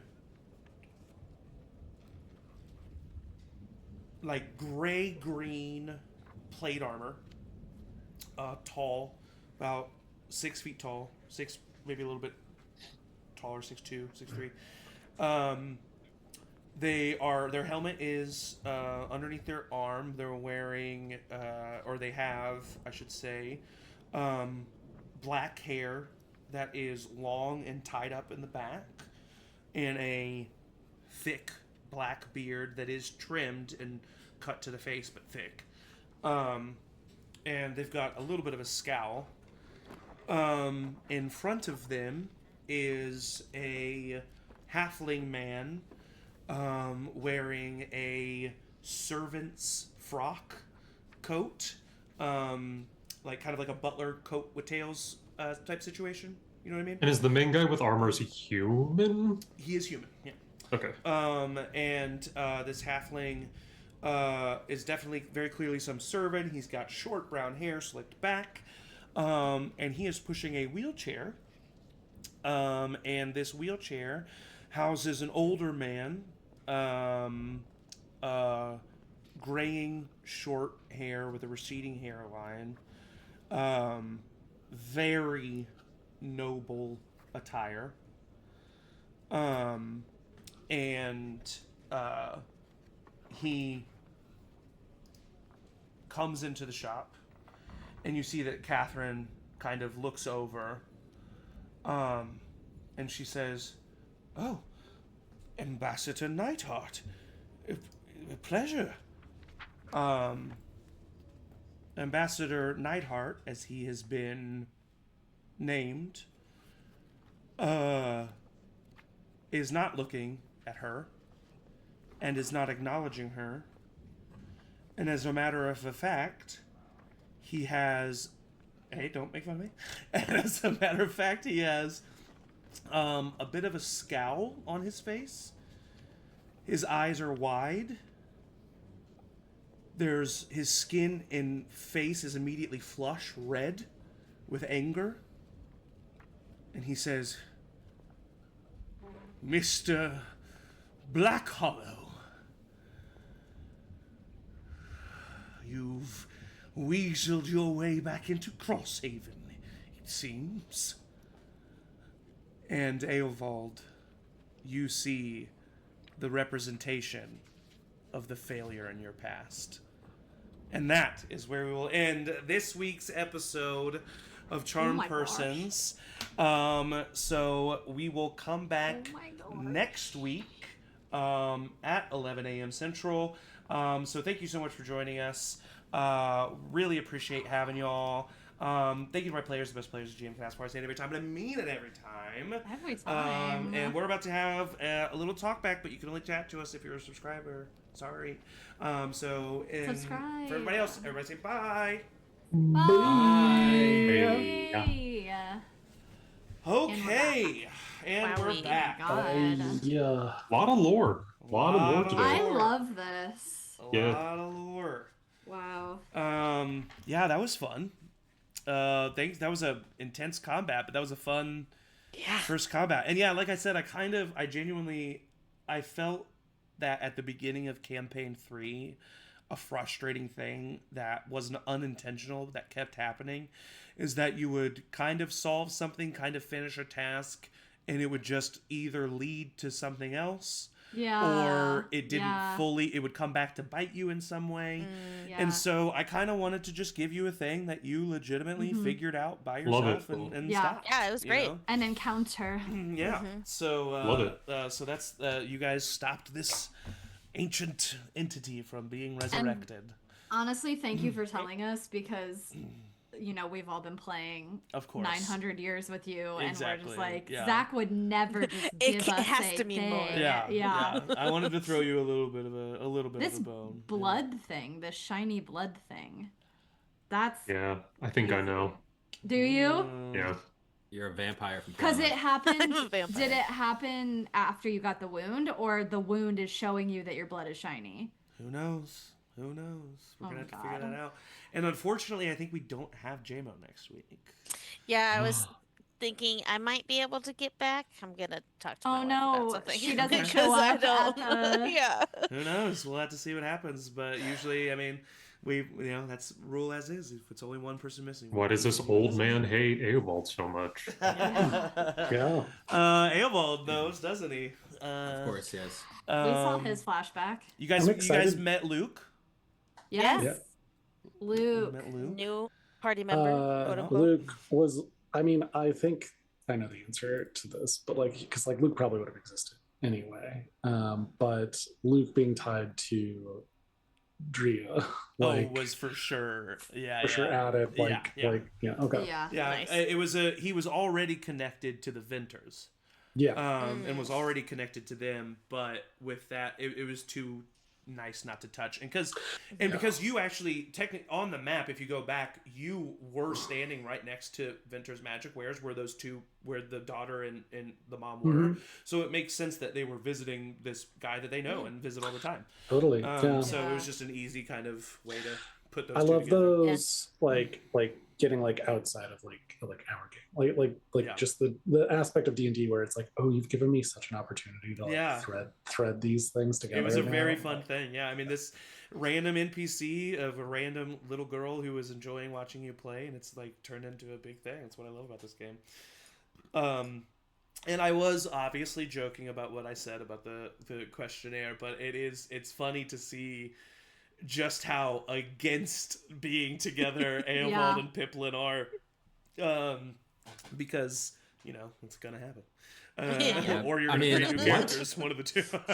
I like the idea of Eovald like not wanting to join, but kind of feeling obligated because by contract. by contract. I think Yeah. that's an interesting place to start a campaign. It is very Totally. interesting. I love that. Yeah, I love that there's already so many different dynamics. Like we have the two pairs that are kind of established, and Luce is kind of like on the outside of that pair, but also kind of now has this bond with Sybil and Pip a little bit, and also now has this bond with Luke a little bit, and also Luce being the one that's like, no, yeah, I'm immediately helping you and doing whatever I need Yeah. to do, and Will Yeah, being like, that's yeah, I'll cool. help you, but just because like that sounds like fun and like really like, Yeah. Let's have you know what I a mean? So it's adventuring like- party. yeah, and then Sybil and Pip being like, oh god, I don't know, and so Well, that's the more fun. people that are in it is like Sybil can't not. She'll get like Yeah. FOMO. So I Yeah. feel myself being like, well, if Luce is in and Will's like excited Yeah. about it. Joins an Yeah. adventuring Pipplin's party. gonna take some time, but like if I do it, maybe Pipplin will do Yeah, it. Like that yeah. kind Yeah. of. It's,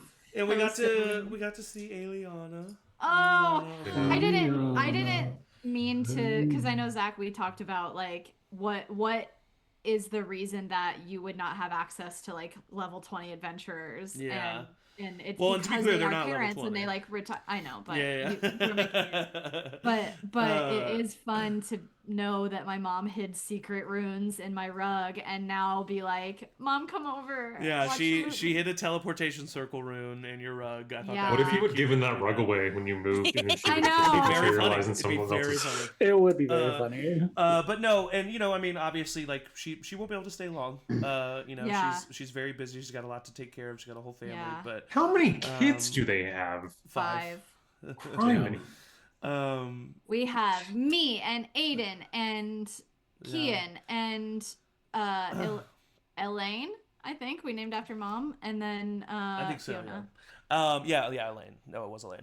And then I've been wanting you to meet Jorge for a long time. Yes. I had him. I was just like, he's gonna be I'm going this to just go like get him. funny, just old guy. I just who's, Is need, the like, going no sounds like a filter. disease. Was the for Ian gross. inspiration? Yeah. Oh, Yeah. Go ahead. Was Do you it? have a guess? Is it going to the potty? It is not going to the potty. That was I gonna be have my one. guess, I have a too. guess. What's your guess? I thought Snake Out. Oh, snake out? No, that. But I it was genuinely didn't mean to do appropriate. that. Yeah. Genuinely You were like, didn't mean to snake do out. that. Eh. This one was crazy. Like, It was crazy. not D&D related at all. No and I idea. used it to describe something D&D related. Oh. I Okay. have no idea. My other guess was wiping off the stink. So Nope. Oh, that was something that I did consider for a second. We're I was like, guessing phrases, and Well, I that's feel the like it only is one I- always one word. Any other guesses? Tesla coil? Nope. I don't. No. Did I ever say Tesla coil? I think you were. I mean, like I was thinking of like the orb ball. Oh, thing. yeah. No, it was tater tot. Oh, damn it! my God! I said that A little tater tater tot. tot of poison. I said a tater tot I of said- poison is And I coming said, in. oh, like a tater tot, and then it made a But Napoleon the problem Dynamite is reference. like we are far too whimsical. I Of think, course. Yeah. Because, Yeah. like, No, I'm but that's like, the fun of it. That's the fun And of like, it. No, I it's fully good. hear it, laugh at it, and I'm like, Yeah. yeah, that's totally, it's Yeah. totally fine. That is a Just- tater Yeah, tot. that was a technology. tater tot. There was no other way to describe that. right. Oh, Oh, man. how fun. Yeah, I love so this game. so no one gets it this week, but hey, that's part of the fun. Cute. But yeah, this has been I great. have a request. Yes. And you don't have to if we ever are going back there, but it seems like we're done. Can we see the sewers? Oh yes, yeah. Oh, the whole sewers. Oh yeah, what was that thing that we skipped? Okay, so this is what I'll. There's this is what I'll several tell you. rooms that we didn't see. Yeah. Um, There's a for bunch of sure. stuff you didn't see. So let me bring you On, like, to multiple this. floors. Good call, Sophie. Yeah. It wasn't too bad though. You mainly saved yourself time. To be honest. Okay, so Totally. here's the first. The part completionist again. in me like hates. Oh, I this get it. so much that when I don't get to see the We whole want a room. gold. You want a platinum. So, oh my god. So if you would have Wow. gone, so the traps were there because it was simply a man who was staying in the sewers. Oh sure. And these like wooden platforms down here is like the area that he had set up for himself and where he was living. And he Okay. just had those traps there to protect himself from people and keep people away from him. Just a dude vibing. It worked. And so Yeah. that's all that. Yeah, exactly. It worked. He literally it worked perfectly. So I was Yep. actually kind of satisfied with that one. But yeah, it was just a guy you could have run into. He would have told you that he heard noises coming from that little tunnel that you guys slid down. But you discovered that on your own. And then in this one, you. All you missed was to the trash pile to the left at that junction there. Yeah. Was a swarm of rats and a swarm of insects waiting Oh, for you sure. if you would have went Classic. there. Great. Up north were the two constrictor snakes that joined them in the battle. And then down south here is a staff area. There is actually an NPC that is in this staff area. His name's Carrie. And he was being controlled magically by these people to be kind of a buffer so that when other sewer workers or when the Iron Guard came They down can here, use him. so the reason why the Iron Guard didn't find anything was because of him. Because he like kind of was like down there and he's like, yeah, I haven't seen or heard anything lately. You know what I mean? So they had been like, Yeah. he had been are under not the suggestion droids you're spells looking from them. So that's, you would have found out, if you would have, you rolled a 20, which was what you needed to find the secret entrance of the hideout. If you just would have went back down, he would have told you that he hears noises from there. And this little small room to the left is very simply a storage closet that he would have told you if you didn't go into it. He would have said, oh yeah, that's a storage closet we never go into. It's like the door's like been stuck forever. And you would have opened it and saw a chest in there, and it was a mimic. Oh, Thank God we didn't. So that was that's crazy. so basically you genuinely just saved yourself time and less combat. I mean, is really what happened. Great. having to fight a mimic and all because like mimics are surprisingly strong. Oh, they are. Oh yeah. Yeah. I saw They Candlekeep. definitely would have died. Yeah. Yeah. I was expecting you guys to miss the entrance the first time, maybe have to fight this mimic, and then maybe have to do a short rest before going back to like where the entrance is. It's kind of what I thought happening. awesome. But we didn't. but yeah, no, you guys were very successful and did what you Are had we to meant do. to be an adventuring party? Uh-oh. Uh-oh. Uh-oh. remember what I said, and I'll say it on stream because this is the first time I've said it on stream. When you name your party, We all get. you get a +1 to a skill of your choice. Gasp. Oh, I want to definitely. I said that do in the chat. Perception, and it's skill. so I have And 0. it's skill. Specifically one Yeah. of the skills. But when you Perception, name your please. party, because it's an incentive to name your party. So when you name your party, you will get a permanent +1 to a skill of your choice. Whoa. Nice. Now, this will not happen if I am not impressed by the name. What if you're really impressed? Okay, Zach. Because just no, listen, I'm talking. I'm just kidding. No, I'm just kidding. Because a little help, concerned citizens, in the Lake Peak 7, concerned citizens is pretty good. The others, just they don't impress me. I'm not gonna lie, they don't impress me. Fair. Okay. This is coming from the person who the first time I ever ran a D&D campaign What are you talking with. about? What are you talking about? What are you saying? He came up with he full on straight like down the pipe 2 camera was like, what if we were called the Gentlemen? Yeah. So stupid. the gentleman. So stupid. Big tough guys. Big tough guys, big tough group. No, but I don't have to be impressed. But when you name your party, you'll get a permanent +1. All right, I love you all. I hope you have a great day and a great weekend. And JMO, figure out how you can be here. Yep. Okay, I'll talk to you all later. Bye. Bye.